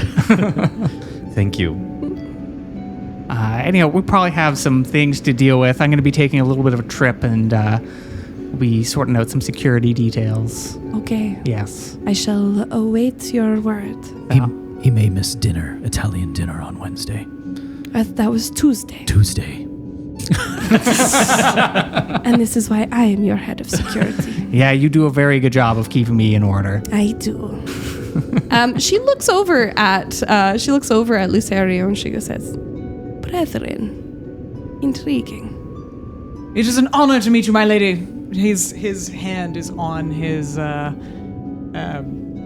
rapier until Mawrow got his hackles back down, and he sketches a bow at her. "It is enchanting to meet you, and a more fearsome guard of security I have never met in my life." Thank you. Lucario, roll me a religion. Ooh. That's so much of that. What was it? Zalira? Zalira. Zalira. 19. 19. You are polite. Something in your gut doesn't quite like her, though. Could have been that knife earlier. Could have been. It also could be that she is a vampire manticore. Undead. Similar to you, but different. Do I assume your politeness maintains? It does. I with the following the captain's lead, understanding that he's not freaking out, and then understanding as well that Warbles has a lot of trust and faith in this being. He understands that circumstances of undeath are complicated and not always what they seem. They are. I will see you later then. And she poofs into a mist, and you watch as this dark mist sort of floats off and away. Warbles waves. The mist waves back. Warbles, I must know the circumstances under which you became in contact with this vampicore. Oh, that's a funny story. She was trapped in a vault for about 1,000 years with the last Tide Sovereign. We tried to kill her. I cut off her tail. There was a lot of things that happened. We kind of unleashed her into here, underwater. To the orphanage too, I think. No, funny enough, there was a school group there, but she totally just bypassed them over. She doesn't really like eat kids. It's really beneficial because that would be a hard one to have. That's a hard political sell. I just remember that Grim was quite upset with us over that. Well, and to be frank, I was not exactly super cheerful about it either. That was sort of part of my reason for trying to do some restructuring and rebuilding in this neck of the woods. But I saw an opportunity. She was very sneaky, very intelligent, and, part of project management is just finding people's strengths and the appropriate roles for them. And she is doing a bang-up job of chief of security, and if anybody gets too rowdy, she eats them. So she started as a manticore and then became a vampire? Correct, yeah. Fascinating. Yes. What did you start as? A tiefling. And, You can see that I currently am a tiefling. And only a tiefling? Correct. Can I have an insight check? Absolutely. Insight. +6. And 6 is 12. What would he glean with a 12? That I am telling the truth. That is a sincere thing I said. All right. Yes. I have limited interactions with tieflings. Yes, there's not many of our kind on this plane, as it were, but my family came here a few generations ago, and we've tried to set up a life as best we can. So we are few and far between, but it is an honor to meet you. Yes, likewise. How about that drink from the clam? The rusty clam. Yes. Yeah, no, it's great. Yeah, it's an awesome spot. Perfect. And you head off and are escorted back to the surface. Warbles, was there anything else you needed to accomplish before? There's nothing specific. I think it would just be sort of, making sure everybody knew what their roles were and Perfect. sort of tying things up. Yeah. You take care of this quite niftily and with little issue. Cool. Was there anything anyone else would like to accomplish before we transition? No. Wonderful. No, Sue, how much protein are you taking? a lot. You are no longer going to fit in your attire. It's a little tighter than usual, but It works. yeah, It works. just keep cutting the sides on it. All right. Night falls and you walk through the city of Saya, headed towards the rusted clam. Above you, Sue, I'd love you to roll me a perception check, please.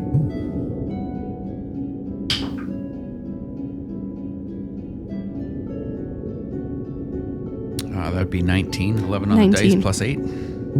Above you, as you walk, Sue, you see a shadow a few times flit across the rooftops. You are the only one who notices this, though it does not fill you with dread, but rather comfort.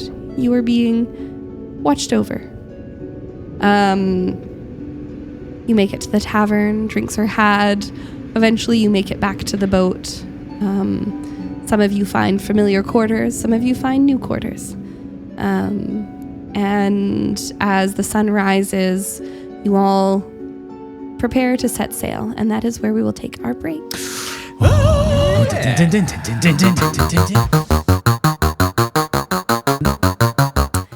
And we return as the Scurvy Lady pulls into the port of Sargasso. Mawrow driving it, reversing it in. Beep. It's my favorite way to drive a ship. Mawrow, how did it feel to be back at the helm of the Scurvy Lady?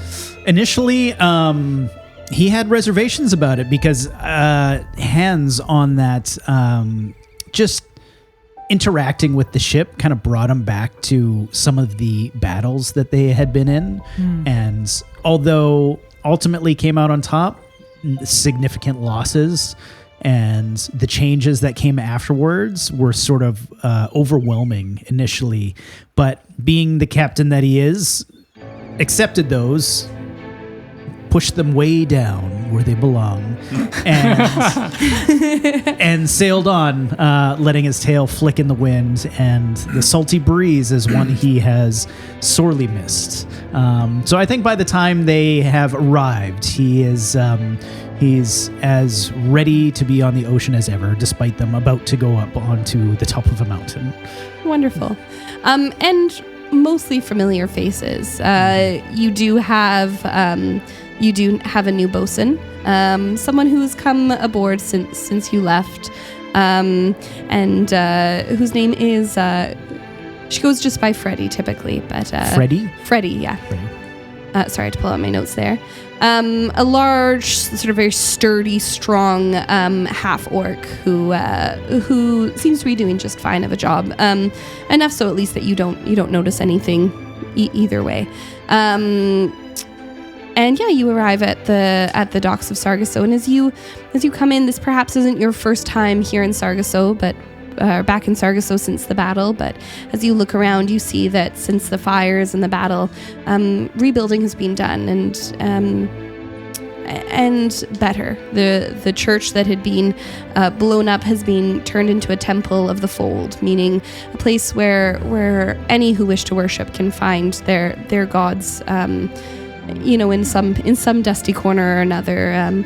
The large estate has been turned into a school, the one where that you previously found Archie, and that was fairly well damaged. As you do arrive, you also notice a very large retaining wall has been built around that building to ensure no one else goes over the cliff. The shipwreck that you had previously seen when you sailed in has been taken down and probably repurposed somewhere else. But the city looks well. It looks lively. It looks slightly cleaner than before, but very, very familiar. And you arrive in Sargasso. Grim said that she would meet you here in the market, other things to do, and she would arrive ahead of you. Is this the city that Su Chef had his epic battle? It is, yes. It is very much so. Do you think anybody 5 years later will recognize you? Of course. Well, I'm Su. lead the way. Cool.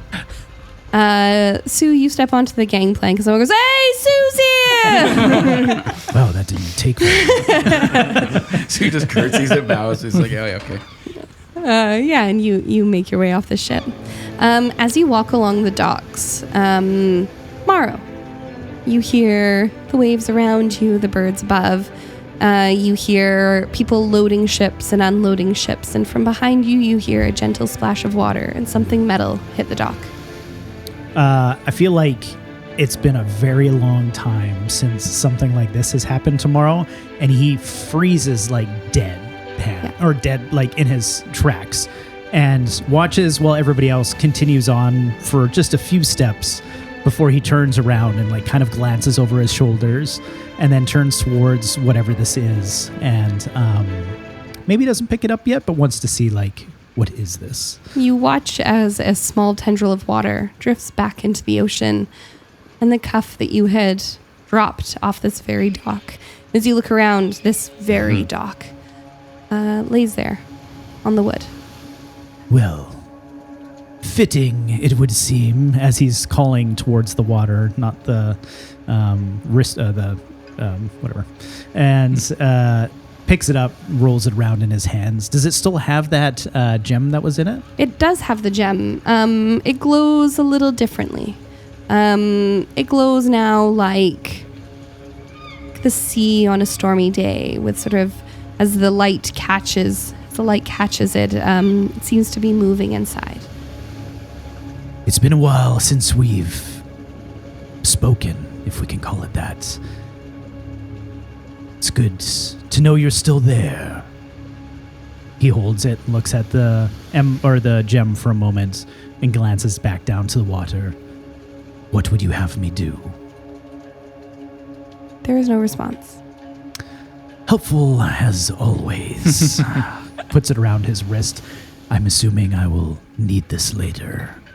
Until then, kind of like doesn't have a hat to tip, but you know what I mean, like a bow. Yeah. And turns away and walks down the towards everybody else. And what is Mawrow feeling? He's feeling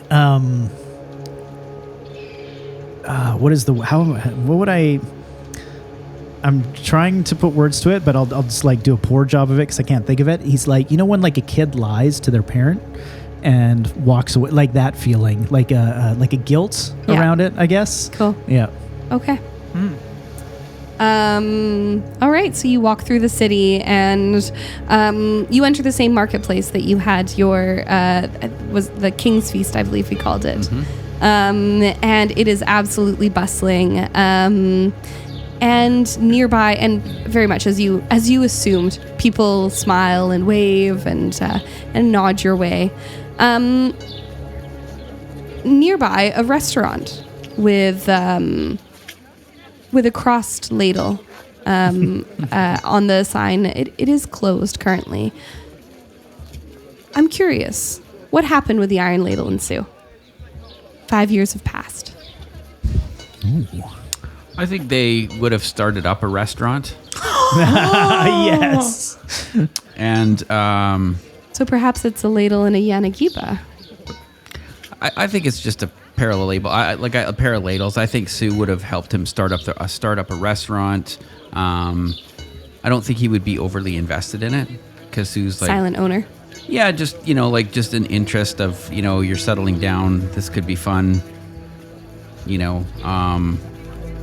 But I think Su got called away.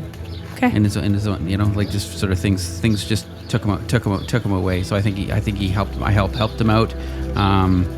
But Su didn't want. Su knew he was a better chef. Yeah. And you can't have two. You can't have two chefs. No, too many cooks in the kitchen. Too many cooks in the kitchen. So he just politely tipped his hat and walked away. Okay. From the restaurant. Yeah. But he was more than happy to help him get started. Amazing. So the light remains out in the restaurant, and as you walk by, you see one of those pretentious signs. They don't open till 5, that type of thing, and open till 2 a.m. But it looks like it's thriving. And nearby, sitting on a barrel, kicking her feet, you see Grim. She waves and oh, hello. Are you ready?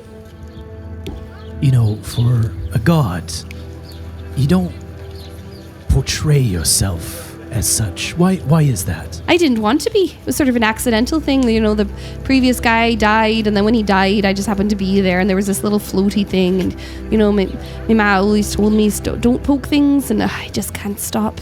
Actually, she used to say don't lick things, but I didn't lick that one. So if I killed you and took your soul, I would be a god. You could try. Right. Anyways, yes, we are all accounted for. Absolutely. Eldric, how did you feel hearing that? What would Grim see on your face? The threat from It was an Morale. inquiry. The inquiry. it would have shivered him a little bit. His timbers? It would have shivered his timbers mildly. I think he would have, if he had hackles, they would have stood. Mm-hmm. Yeah, not enough that he would display any aggression towards Morale, but like, easy now, big boy. And when was It's just a the question. and a good one? It's good to ask questions, isn't it, Eldric? Be We were curious. about to see many gods. Doesn't have to be grim, but should we encounter some 8,000 years from now, or from to this previously, perhaps we can be gods. Is that something that you're interested in? Semi-immortal life, why not? Power. Yes, well, Ooh, you sound like Demarath. I don't know who that is. Oh, It's kind of like a sugar with molasses in it. Religion. I believe that's Demerara. Oh, right. Sorry. 12. I think my religion's 2, so let's say 4 before I find it. Religion, 2, so 14. 14. Demarath was the god of control, essentially. Excellent. Typically sitting on the lawful evil side of things. Ah, yes. Yes. So she says this to you, but she has a bit of a look in her eye, too. Like she's flirting with me? No. Oh. Like she's warning you. Down, kitty cat. like she's what? Oh, Like warning. she's warning you. Oh, interesting. Okay. And Mawrow would get that sense. Roll me an insight. Okay. Insight 4 or 6. Is that 8? Or 18, so 24. 100%. Wow, okay. His ears kind of like do that, down Little thing. flap, Yeah. He's like kind of backs up. Let someone else talk for a minute. When was the last time Warbles was here in Sargasso? It's probably been not too long, a couple months, perhaps. months, yeah. Like Warbles does their best to do the rounds and sort Nice. of get out and about. Is Warbles still wearing his French prince? No, French Prince of French, his French royalty wig. No, Warbles has gone back to he dusted off the vest, as it were. Nice. Very cool. And is now in classic Warbles attire. Wonderful. Yes. Pretty sure Mawrow wouldn't have let you on the ship with that attire anyway. Oh, not even the wig. Oh, Cam. The most offending parts, really. And Lucerio, when has Lucerio been to Sargasso? Or if ever? Yeah, he might have kind of come through in his travels, but I would say he was almost always on business and rarely on pleasure. So I think he's, despite this being a business trip, so to speak, he is enjoying not being in control and just kind of going along for the ride and looking around and engaged and interested and sort of picking up on the fact that people are nodding to Su, and he's like, I'm gonna ask him about restaurants later. He seems to be in the know about things. And so he's just kind of an excited tourist. Yeah, wonderful. Yeah. So Grim looks you on and says, well, you ready? Shall we? Shall? We shall. Let's do it. Wonderful. Comfortable on foot, or do you need a cart? Onwards! Captain, don't you want to bring the ship? Well, You were talking about it the other day. unless you have a bottle handy and a I do. significant amount of magic. It's my sleeping bottle. I appreciate the offer, Warbles, but we'll have to leave the old salty girl in the water this time. All right, well, let's go then. You walk up the hill through the streets and to the east gate at the far back. And as you do, you pass by a cemetery. Lucerio, please roll me a perception check. Ooh, do you find your own headstone? Here lies Lucerio. Fuck. 9. 9. For a moment, you hear the caw of a raven, though your eyes don't land on it. You carry on walking through the eastern gate. I rub my heart. Yeah. You walk into the jungle, and this is a path some of you are familiar with, one that you traveled on. Although I suppose not you, Eldric. You stayed aboard the ship Correct. last time. So you walk by, and the buzzing of bugs and the many plants, some of them spiky, some of them a little bit overgrown, but the path here looks better tread than the last time you were here when it was an overgrown pathway. You see now marks of carts, and you see evidence that this trail has been repaired. As you get, you walk for a couple of hours, and as you get to the point where this lake is in the middle of the island, the old cabin that had been here that you'd previously explored is gone. However, in its place, there are small platforms with tents, semi-permanent tents put up. There are people leaning over tables and pointing up and looking around. There are people who are cooking food. This very much appears to be an excavation. As you're arriving, it is late morning, and you can see that there is sort of a temporary dock, almost like a long bridge that's floating on the water that has been sent sort of outwards to this island. The last time you were here, you had to row. But you see that a lot of the island has been cleared, the one that you fought Maximus on. Right? You good to keep going then, or? What is the excavation here for? What are they hoping to find? Well, that's the shrine and the stairway and the temple and all of that. They uncovered all of that. Yes. Any new insights other than the stairway? Oh, well, the whole Temple to Ventus thing. And, the shrine and everything like that. And some powerful magics were put into preserving this, and an interesting amount. More than is typical. Can't always battle nature, but they certainly tried with this one. I'll show you if you like. I'm curious. So, before the drowning, this would have, where we stand, been the top of a tall mountain. Yes? Curious. Well, I think we should continue, but if you would like to show us around, that's not a no. No, we'll just sort of like wander over and through and up, and then once we get up, that's when we'll do the whole thing. Is the temple on the island? It is not. The beginning of the what appears to have been part of the pilgrimage is on the island. I imagine if we kept digging our way back, we'd sort of find roadways and other potential spots that were potentially here for a pilgrimage, I guess. But I don't really know, and that makes me uncomfortable. So let's go. Righto. Fascinating. Yes. So you head across this bridge, and you get to this island where you had fought Maximus and where you'd previously found all of those letters.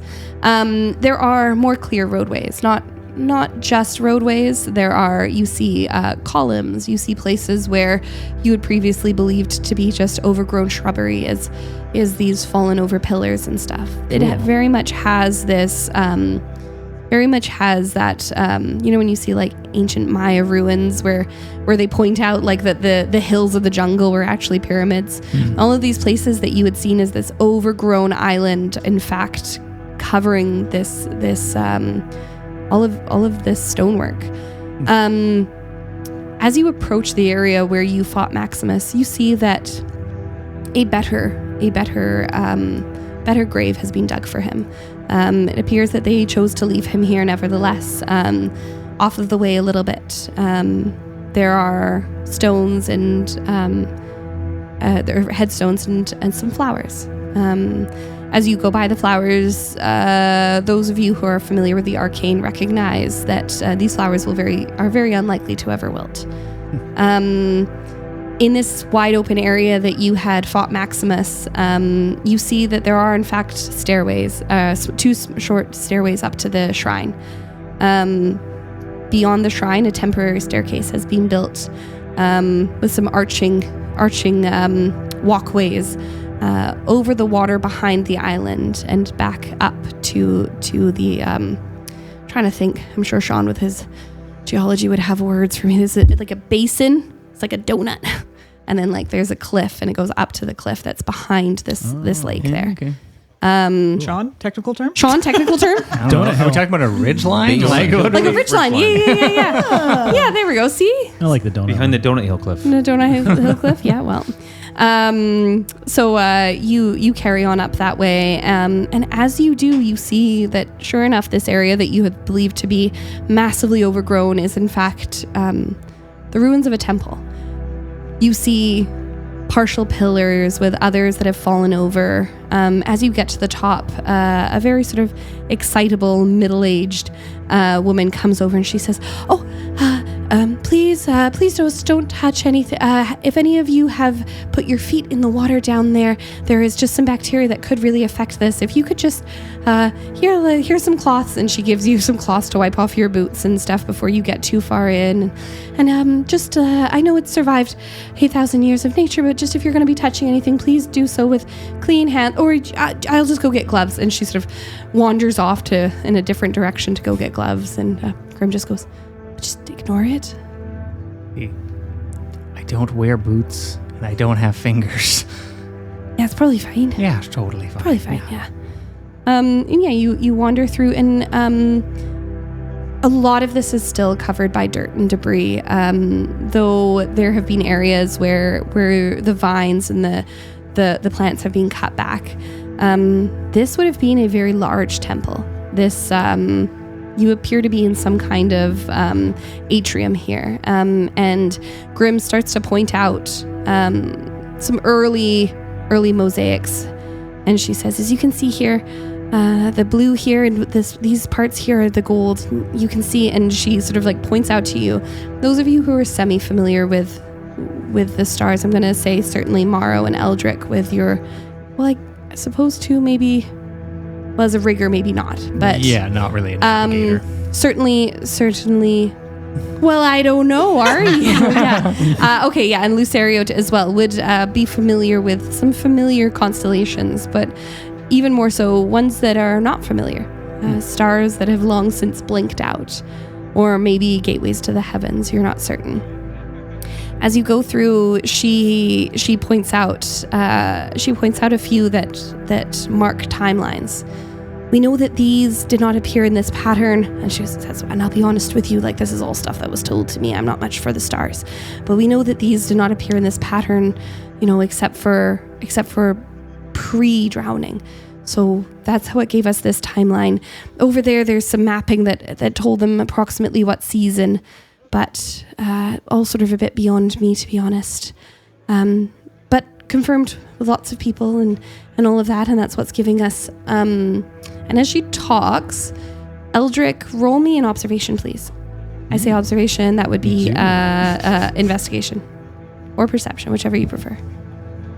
Investigation? No. Perception? So, yeah, we'll go with perception. 19. 19.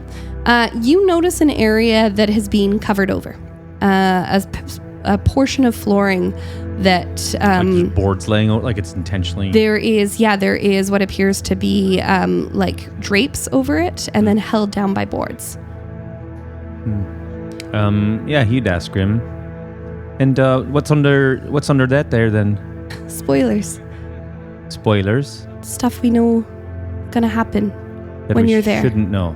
Stuff that led us to believe that you'd probably go back. Oh, I shiver with anticipation.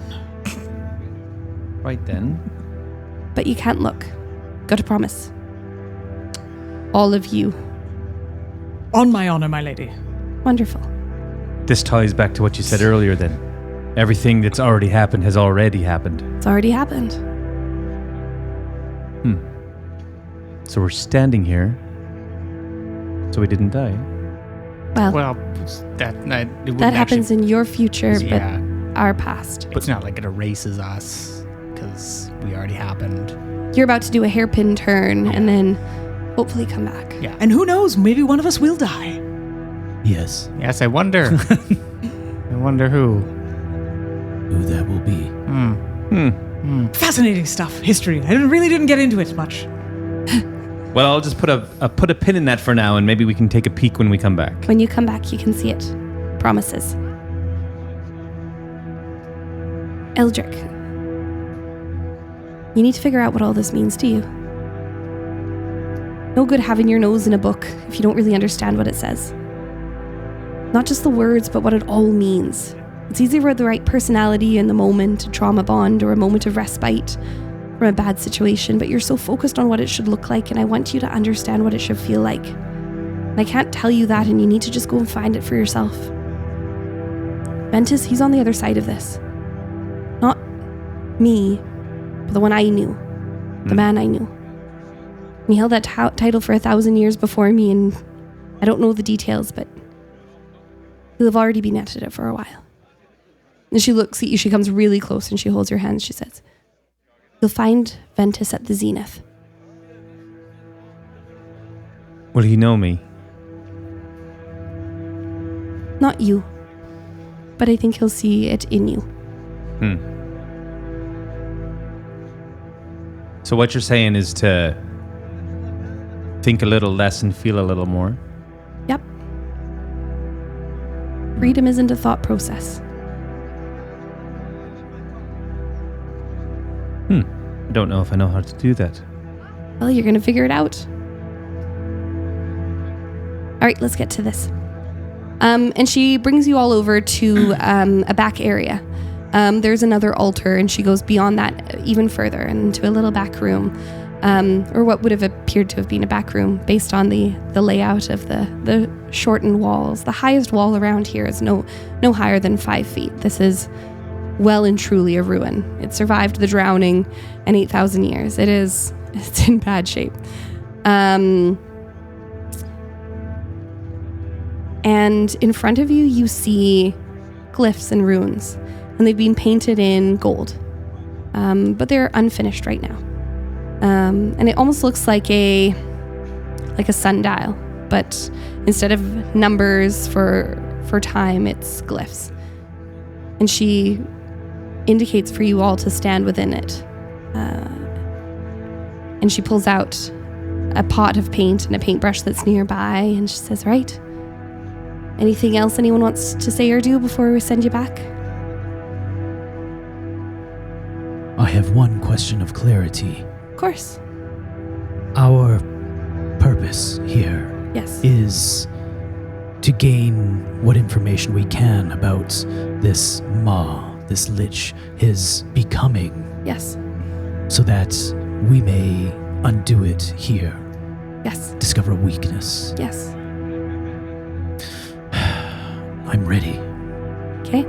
Remember, you can't stop it. Any of it. The drowning will happen.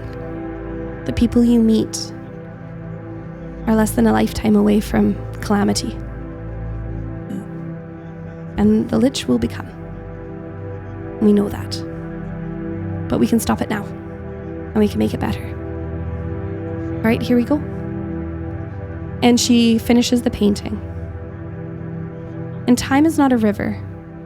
It is an ocean. Not all of it has been charted. The air stills around you.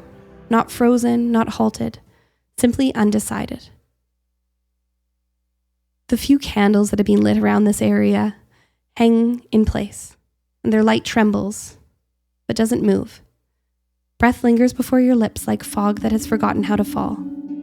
And suddenly the horizon draws closer. And Grim steps into being, not towering, not blazing, but present in a way that makes distance feel uncertain. And the sky almost seems to lean towards her. Time has roots. Most are well-traveled, some are forbidden, and one. And as she waves her hand, the ground splits. Or maybe the sky does. It's hard to tell which. There is no burst of light. Instead, a vast, shifting map unfolds around you. Coastlines sketch themselves in silver and then wash away. Mountains rise and crumble in moments. Stars above begin to rearrange, forming constellations that no living scholar has ever named. This is the unmapped horizon. And at the end of this path, there is a name and a ritual we must learn. To find his weakness, you must sail to a moment before he learned what not to become. And the map surges, and as it does, you feel motion without movement. And Grim grows more and more distant from you. Wind presses against you from no direction at all. Memories loosen. Childhood brushes against the present. Triumph tangles with regret. For a breathless instant, each of you glimpses a choice you did not make. A path that might have been yours. Su, what was yours? What was the choice you didn't make, or who you might have become? I think Su would have. I think he would have wanted to be a scholar. He would have wanted to go to university, teach cooking. But he knew his parents were they would have pushed him in that direction, and he chose not to go. Okay. Warbles, what was yours? Warbles was the day that he kind of got tossed over the side before going through the gates of Saya, and could he have been a little more perceptive and actually made it there, and not even been in this time. Eldric, what's yours? His would be pretty fresh in mind in this, like, towards the 3 or 4 year mark of this 5-year gap. He started to develop a bit of a relationship with someone back home, a girl named Ileana. And I guess he was faced with that choice of staying here and pursuing that, or continuing on with his studies with Grimm and leading into this kind of work. So I think that he doesn't have the greatest confidence around that choice. Okay. Lucerio, what was yours? Lucerio comes from a noble family, very much into power and politics, and he was captivated by stories of the sea and exploration and adventure, and everything that he read he wanted to be a part of. And so he sort of rejected the path that his family thought he would follow from a political influence perspective, and joined the Navy. And Mawrow, what's yours? Mawrow, even before the Scurvy Lady, had a crew, a hell of a crew, and a beautiful ship. And they came across hard times, one that brought that very ship as well as his crew to the bottom of the ocean. And he had a moment to make a decision with a being he, up to that point, did not realize existed. And that was something called the Tide Caller. He made a choice that day to be tied to the Tide Caller, which comes in different forms, mostly in the form of the ocean, leaving him questionable trinkets and little more. And to this day, wonders if that was the right choice. Okay. So whether that be philosophy or love, whether that be politics or philosophy or whatever that looks like. I said philosophy twice. All of it brushes past you and for a moment feels almost as real as your reality, the choices you have made. And then the ocean of time tilts and gravity returns and the world slides gently and then jarringly back into place. And you stand in a world that has not yet learned the shape of its coming scars. Somewhere nearby, a man whose choice would change the world still has a soul, and Sean's hand is hovering over music I don't want him to press. Don't do it, Sean. Don't you do it. The previous ruin you entered is still in pieces, but because it's being built. The walls around you are tall. The roof is in construction and pieces of light come through. Currently, there are no workmen about. As you look around, you see windows and balconies, and something strange. No ocean in sight. Around you, the floors are unfinished, though crates of tiles stand ready to be placed. There are no tapestries, but the hangings for them. There are no formal altars or formal stone furniture like the ruins you had seen, but rather temporary wooden structures. Clearly there for breaks and for plans. And nearby you hear murmured voices. Is Grimm still with us? She is not. She slid away during the unmapped horizon. I think we made it. Why would the gods choose a time full of so much land and so little water? I can only wonder. But yes, it would seem we have made it.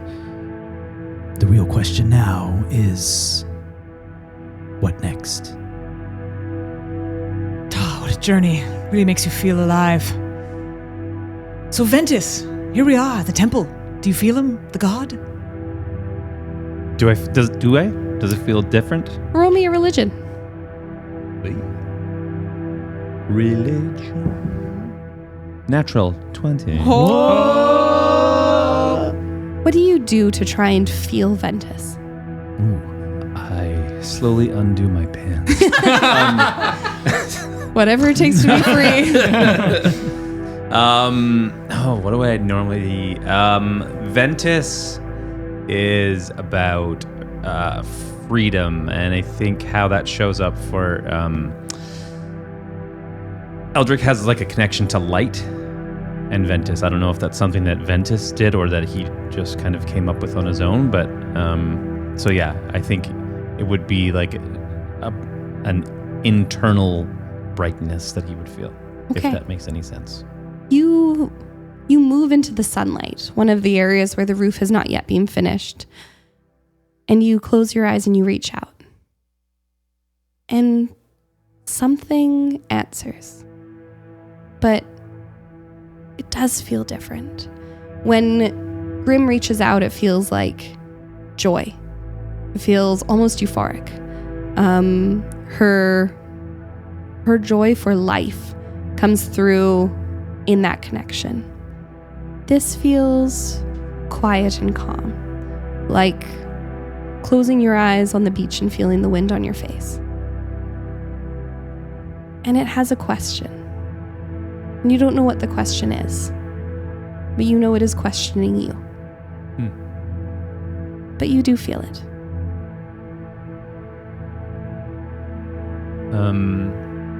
Yeah, he would just answer Lucy.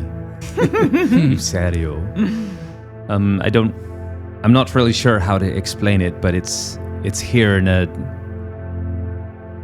higher volume than I've felt before, but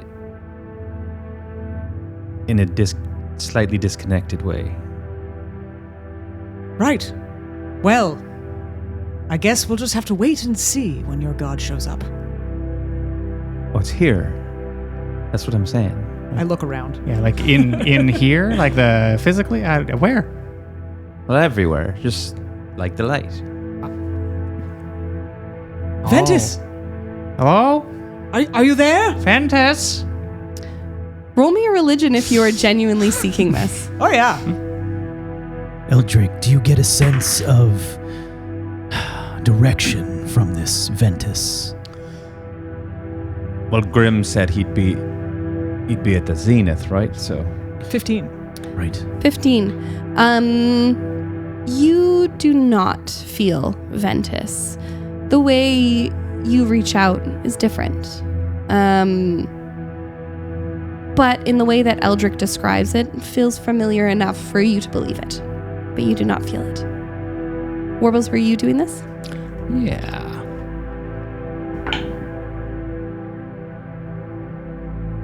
Not enough.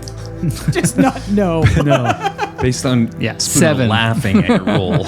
It wasn't a one spoon. It was thought a it was 7. You feel the breeze on your face and the sun on your I feel Ventus. plasmoid body. Oh, careful with the windowsill there. Just ripples on him. Yeah. Perfect. Yeah. So you stand here in this temple under construction with nearby voices. So where do we think the zenith is? Well, usually it's at the top.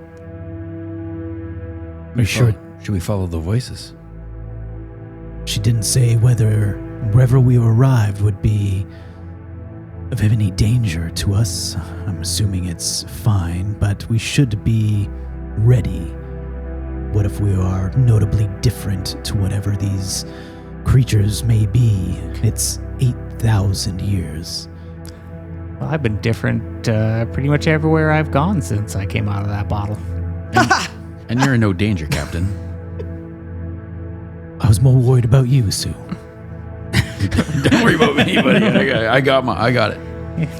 Is there any like holy symbols around the space that we would recognize that these disciples are creating for Ventus? Yeah, you do see some along the pillars, but most of this place does not feel finished. You see a feather, and you see a willow, and you see depictions of things in movement. Things that seem like wind or cloud or maybe waves, but almost more of a feeling. And would we have seen that on the other side previously in the future? Earlier in the future? Many of the columns had fallen, and many of them were still fairly overgrown, or rain had taken their toll. But you do recall seeing some of these similar swirls and markings. Nothing quite so clear as a feather, but Eldric does wear a feather. He has a feathered necklace that he wears and a feathered headband, and it's kind of his own symbol that he came up with because Grim wouldn't give him one. Grim hates it. And he hates all the iconology and symbolism stuff. So I think he would suggest, well, maybe as we move out towards the voices, I can kind of take the lead, and if nothing else, they might see me as some representation of Ventus. It's a good call. Yes, absolutely. We can ask also about this bard, Valerian. He was here. He was supposed to be here before us. Yes? True, yeah. People would know him. He's famous, right? Well, Maybe. Not sure. not sure if he's famous here now. He was sort of...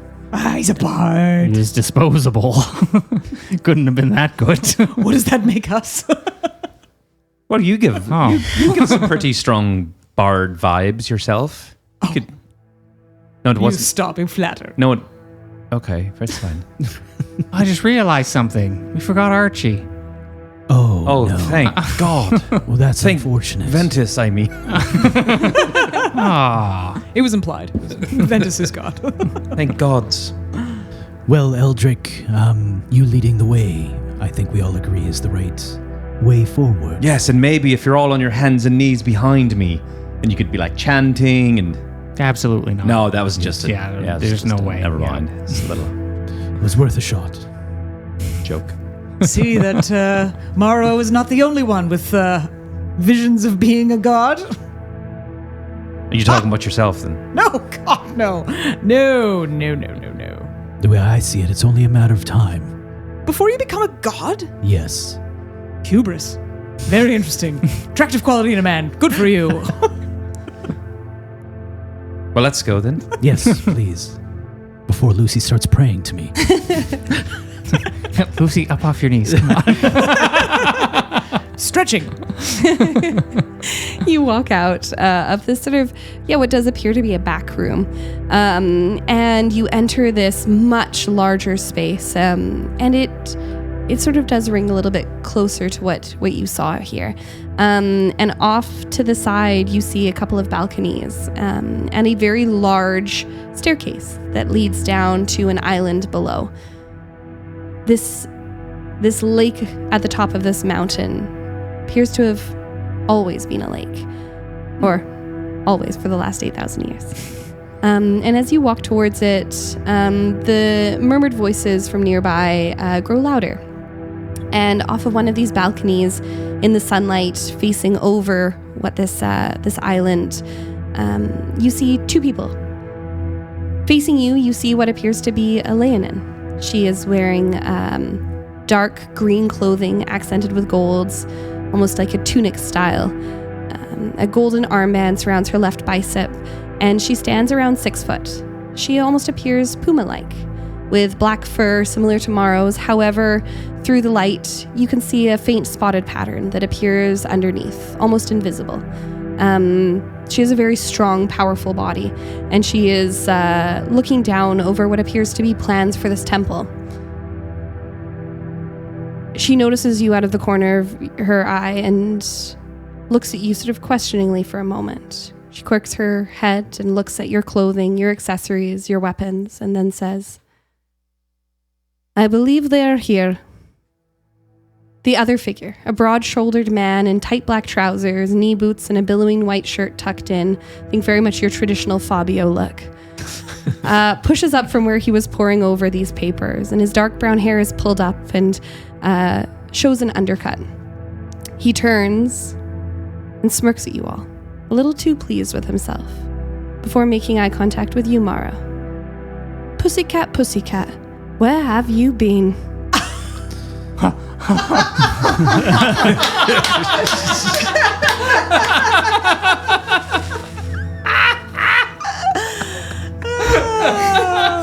Oh, it's a good thing we didn't bring Archie.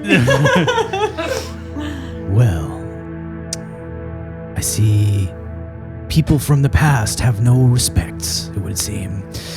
And you are Bellerin Coil, at your pleasure. Erlewin Coil. I'm sure we'll become the best of friends. He sticks out his paw to shake their hand. I need you to roll a persuasion or a deception check, depending on it's what deception. you're. It's deception. 18 and 15 is 20 something. Yeah, he reaches out to shake your hand.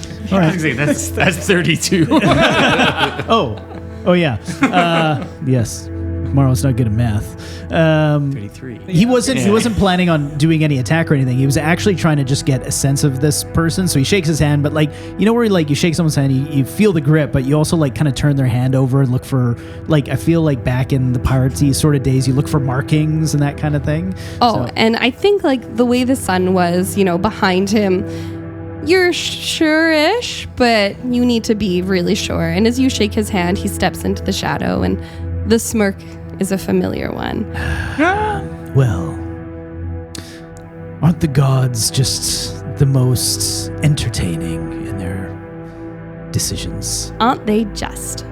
And your friend here, just for my reference, is this a tabaxi? This is not. This is a Leonin. Oh, so a okay. Leonin are lion folk, essentially. They're the big cats of the animal world. And while she shares your black fur, she does have a spotted pattern underneath. Very much a panther. Mawrow is immediately stricken. Yeah. And she has like, these bright green eyes, and yeah. I feel like he turns towards her and is flustered and doesn't have much to say other than bows and says, "Well, my lady." This is a shell. Keeper of the angles and all that. A shell. Beautiful. She demurs but says nothing. And then he'll gesture to the rest of everybody and say, based on your words as we arrived, it sounds like you've been expecting us. Yes, Archibald told me all about Excellent. You all. He was inclined not to do so, but my guards were about to throw him off the mountain when he arrived, so... And you stopped them? Well, it was very curious. The magic he came with I had not seen before, and this is a temple to Ventus. Maybe he was sent by the gods. A good test to throw him over then. It would have been, but he is smooth with his words, and Yes, well... quick to tell me that he is from the future. Have you met Eldric? Eldric, big guy, as what I was told. No, that's Archie Su. calls you. Nice. Well, yeah, so there's more of an inside joke between me and Grim, but so Grim's told you of our coming. Grim has not told me Ventus. anything. Ventus has also not told me anything. Ventus does not speak to my ear. Oh. I am but an architect. Keeper of the angles, as Archie would tell you. Yes. Su, lovely to meet you. I have heard you are very good with a knife. Very good with a knife. Wonderful. And you would be Warbles. I'm Warbles. Archie, it's so good to see Hey, you. mate. Warbles just gives a big hug. Yeah. I feel of perhaps all people, Warbles might have been less surprised than the others at this bardic turnabout. Yes. Sean, No, very surprised. Yeah. Warbles. Warbles, not at all.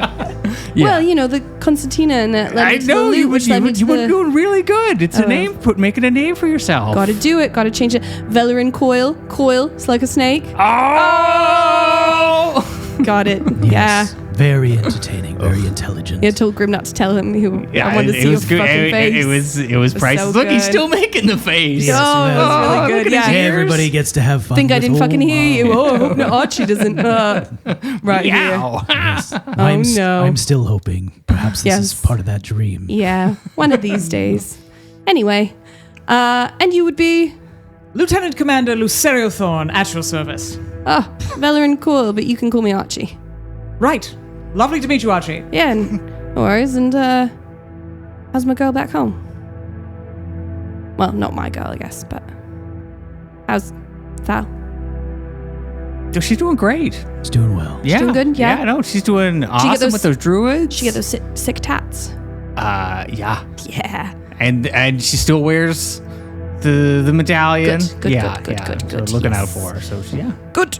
Yep. Anyway, moving Yep, on. Block it up. Yep. All right. Yep. Push it right down, right Push where it right belongs. down, right where it belongs. Yeah, Absolutely. Right. Yep. For once, we align on something. Yeah, well, who do you think I fucking learned that from? Anyway, this is a shell. This is a shell, my friend, and has been a bit of my guide to the city.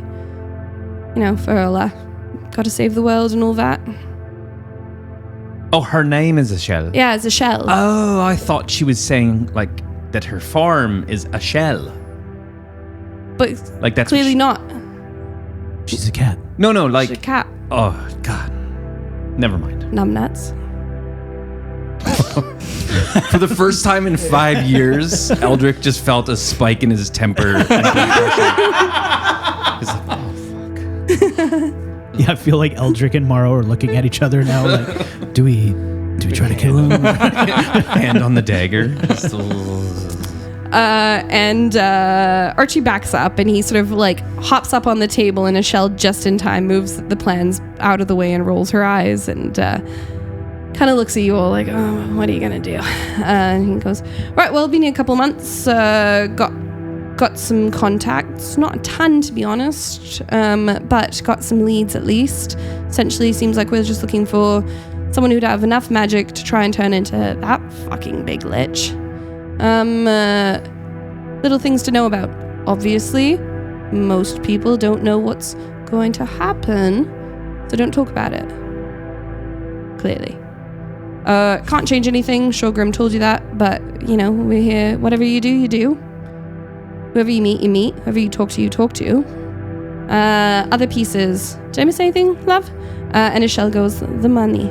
Oh, right. You're all broke as fuck. Your money's not worth shit here. Because they cut it with copper, don't they?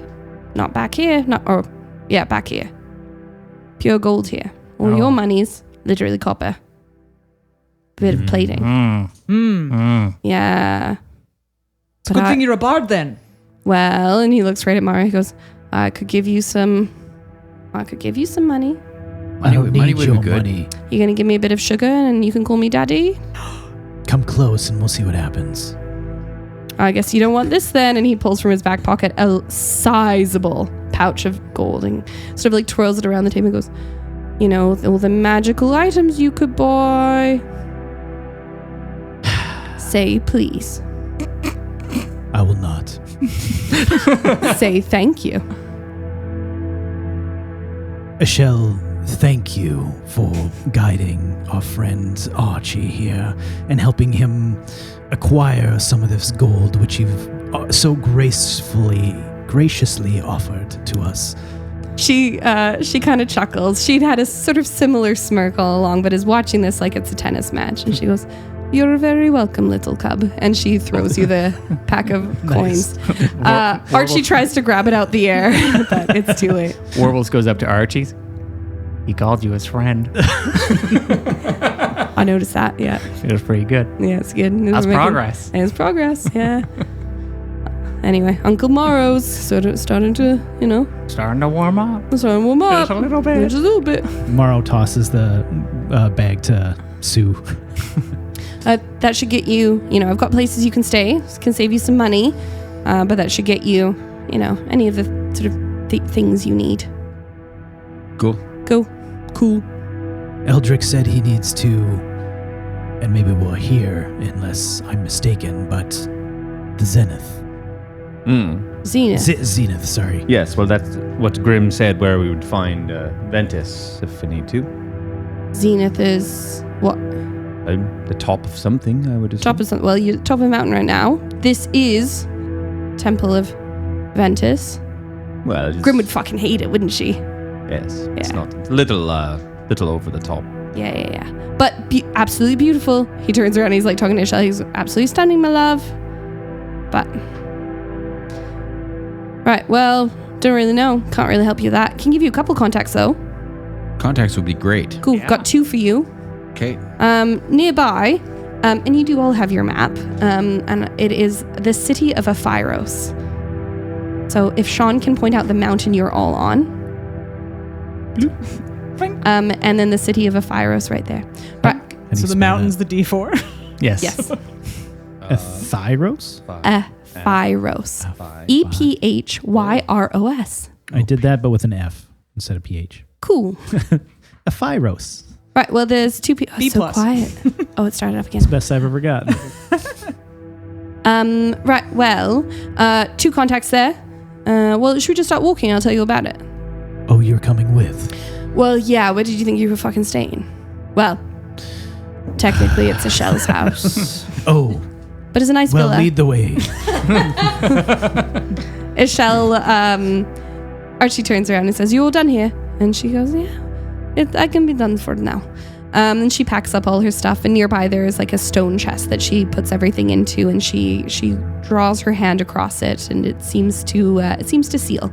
And you start walking down, and as you walk out and onto this enormous balcony with this white marble staircase, impossible, there, like what you'd build in Minecraft style, where there's like no gravity to it. But even more a testament of this time. And as you walk down this staircase towards this small island, below you see what will be huge pillars with braziers and what will be braziers. Whichever. Braziers.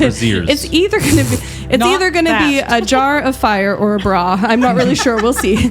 Why not both? And you see, interestingly enough, Wardens of the Willow. So there are multiple like pantheons of gods, and the Wardens of the Willow are very much the nature-based ones, and typically depicted as bears and owls and ravens and foxes, and not a typical thing in your own time to find chapels or temples that showcase other gods. However, Eldric, from what you know of Ventus, freedom comes in a lot of ways, including freedom of religion. You walk down towards this island and then past it. The end of the island, there is a large marble bridge in almost the exact place that the wooden bridge you had come across was. And you come to what appears to be a large roadway. It is fairly new looking and very dusty from people bringing up all sorts of shipments of stone and equipment needed to build this, but clearly not a main roadway yet. But down in the distance, you see more roadways and rolling mountains and hills, and you see a fire from some sort of house or village a ways away. All these places that would have once been ocean. Where you should be able to see Sargasso, you see only grasslands. Holy guacamole. Is that another god? I'm unfamiliar. Yeah. I think it's that thing Su made that one time, right? Guacamole. Guacamole, yeah.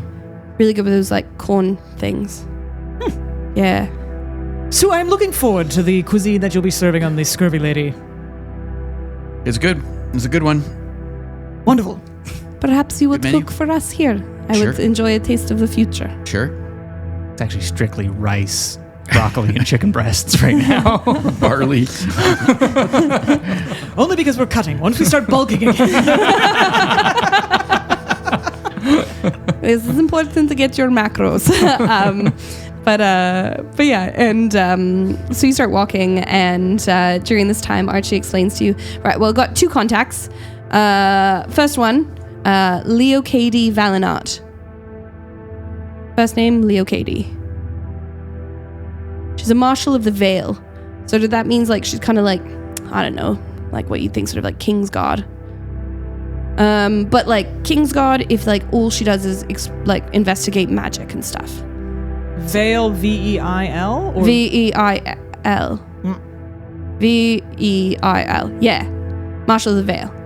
She oversees investigations like magical crime, divine manifestations, relic trafficking, and unregistered spell work. And anyone who looks over at him will see that Archie's got like a little piece of paper out where he's written his notes, and he's just reading from it. He's like, sorry, she's got a lot of titles and a lot of shit she does. But she like liaises with temples and mage colleges. And she also signs off on sort of like unusual phenomenon. So, and if anything strange happens in a Firos, passes by her desk. Sounds pretty important. She's pretty important. You've made a pretty important contact there, Archie. Thanks. She That also, must mean that you pass by her desk. because I'm unusual. That's right. Yeah, well, indeed. Well, Archie, did she arrest you? Is that how you got No. this contact? listen, she did not arrest me. Someone else did, and then she came to check it out. brought you. Yes, Okay, yeah. But Michelle, very nice lady, and she love. And she did a lot of good talking. And anyway, Leo Cady kind of knows some of what's going on. Doesn't know the deets though. Can't let people know the details. They'll try and change it. You can't. True. Other one, Kale Somerset. Kale, like the vegetable, spelled different. K-A-E-L. Somerset, just summer and then set. You know, you got it. He is a scholar at the Meridian Archive and a senior archivist. So he's sort of just like scholarly and stuff. Go ahead. What is the Meridian Archive? Meridian Archive's sort of like research library. Ah, more of that, Mawrow. Your favorite, the dusty books. Mawrow loves a good read, doesn't he? Always have. Yep. But yeah, sort of he's been looking at the unburdening, which is That. thing we have to, right, well, I don't know how to explain it. And Ishel steps forward for this part and says, the unburdening is something that I understand you have not had to worry about. But magic here is strong. People are born with an innate magic, and sometimes that magic is not controlled. Sometimes it becomes a danger. Sometimes it becomes a danger to themselves, sometimes to others. So it is a greater good move to unburden them of this magic. Like, do you totally take it away? Not really. It's like Like a bloodletting in a way, but for magic? No, like a fuel source that's inside of you. So, and any of you who have magic, which I think to an extent all of you have access to a source. All of you know the feeling of drawing on almost like a well of power inside of you. Less funneling it from the universe and more like there's this internal power that grows dimmer the more you use it until you have a chance to replenish it. In this case, what they do is they almost tie it off, chain it away. So you can still feel it, but you cannot use it. Lives under your skin, but never out. How do they tie it off? It's a process, the process of the unburdening. And that's what Kale's been researching. He didn't like it, you see, but also understands that people who have the unburdening, well, they could have died otherwise or killed people or whatever. So he's trying to find ways to, I don't know, make it less fatal. Sometimes people die during the unburdening, or sometimes the attacks get violent. Or if it could be noticed sooner, then could it be trained sooner? Really important to him. So he has access to like all the unrestricted tomes and all the studies of like failed ascensions, like when people try to become gods, but then they don't become gods. Like what else do they become? Do most people become unburdened willingly? Or is this something that is sort of put upon them? Well, I don't know, a lot of them is tricky because some of them end up sort of having to be like put into servitude apparently. And that's what Kale didn't like because he says a lot of them, they don't want that. But what do you do when you take away something and people are mad? You can't just send them back out into the streets. Some of them become like raving lunatics and that's cray. But then some of them also knew that it was going to kill them. Kale actually has an assistant, Tamsin. Tamsin is an unburdened. She's one of the ones who was grateful for it. Almost killed everyone in a village. If it hadn't been for that, then, but. So like a ritual? It's like a ritual, typically done quickly. Typically done pretty roughly because most people don't want it. By who? Well, there's sort of like hunters. Don't know all the details. Elite force, go out, trap people down, take away their magic. But on whose Off you go. orders? Well, government in it. Yeah. AGAB. All government's bastards. Is there like a tied sovereign in this era?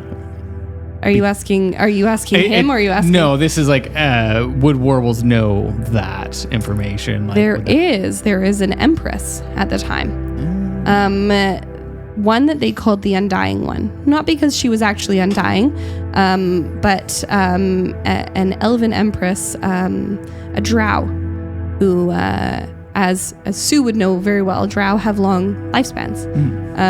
So she rose to empresshood in like her late teens, and has sat on the throne for hundreds of years.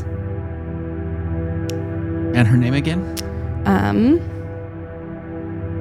Come back to me in one moment. It's written in a different tab. No problem. Archie doesn't know, so I mean, like, Yeah, fair enough. We'll figure out that information. Yeah. I'm sure it's in your little notebook somewhere. You'll find it, I'm just Archie, flipping through. No rush. Yeah, no, take your time, buddy. Is this scribbled here? What is this here next to the... Brother, yeah, under your thumb. It's under your thumb.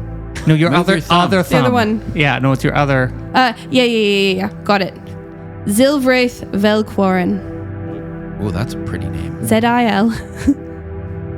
Does she have a nickname? Zilly? I don't know, never met her. Why don't you let me know? The Undying One. Yes, dying one, yeah. Not dead. Look at all of us taking notes. How long's that gonna last? Where do we get to? Z-I-L-V-R-A-E-T-H. Space. V-E-L. Underscore. You need a special character in here somewhere. Apostrophe. Capital Q. U-O-R-I-N. That's how I got into D&D Beyond. Sounds like the pass. Yeah, that's my password. Password. Oh no. But yeah, anyway, so she's got her elite force, which probably aren't hers. She's got someone who's in charge of all them. And then, yeah. So. Belvin, can I ask you one more question about the unburdened? You can call me Archie, it's cool. No, I prefer the other one. Me too. Okay, well. Is there a chance then that somebody is harnessing this magical powers that they're taking from everybody? All right, well, it could be. Great, thank you. Well, it was my job to finally get you guys here, and that's it. No, you've done a really nice, Above and beyond. Yes. Well, I wouldn't go that far, but you done something. Oh, it's been a fact. You only been Above here for and a couple beyond. of weeks. Come I haven't on. been here very long, 2 months. Oh, 2 months? 2 months. Well, I got you a roof. I got you contacts. You know how it is. Real I'll drop gold. you into the real gold. Yeah. Got real gold. money. Yeah, that's great. That's Yeah. nice. And he was there to meet us. And I've been telling you stories, except they think they're myth. Been telling all the stories about all of you, singing your songs, but telling them, You know, remember the song?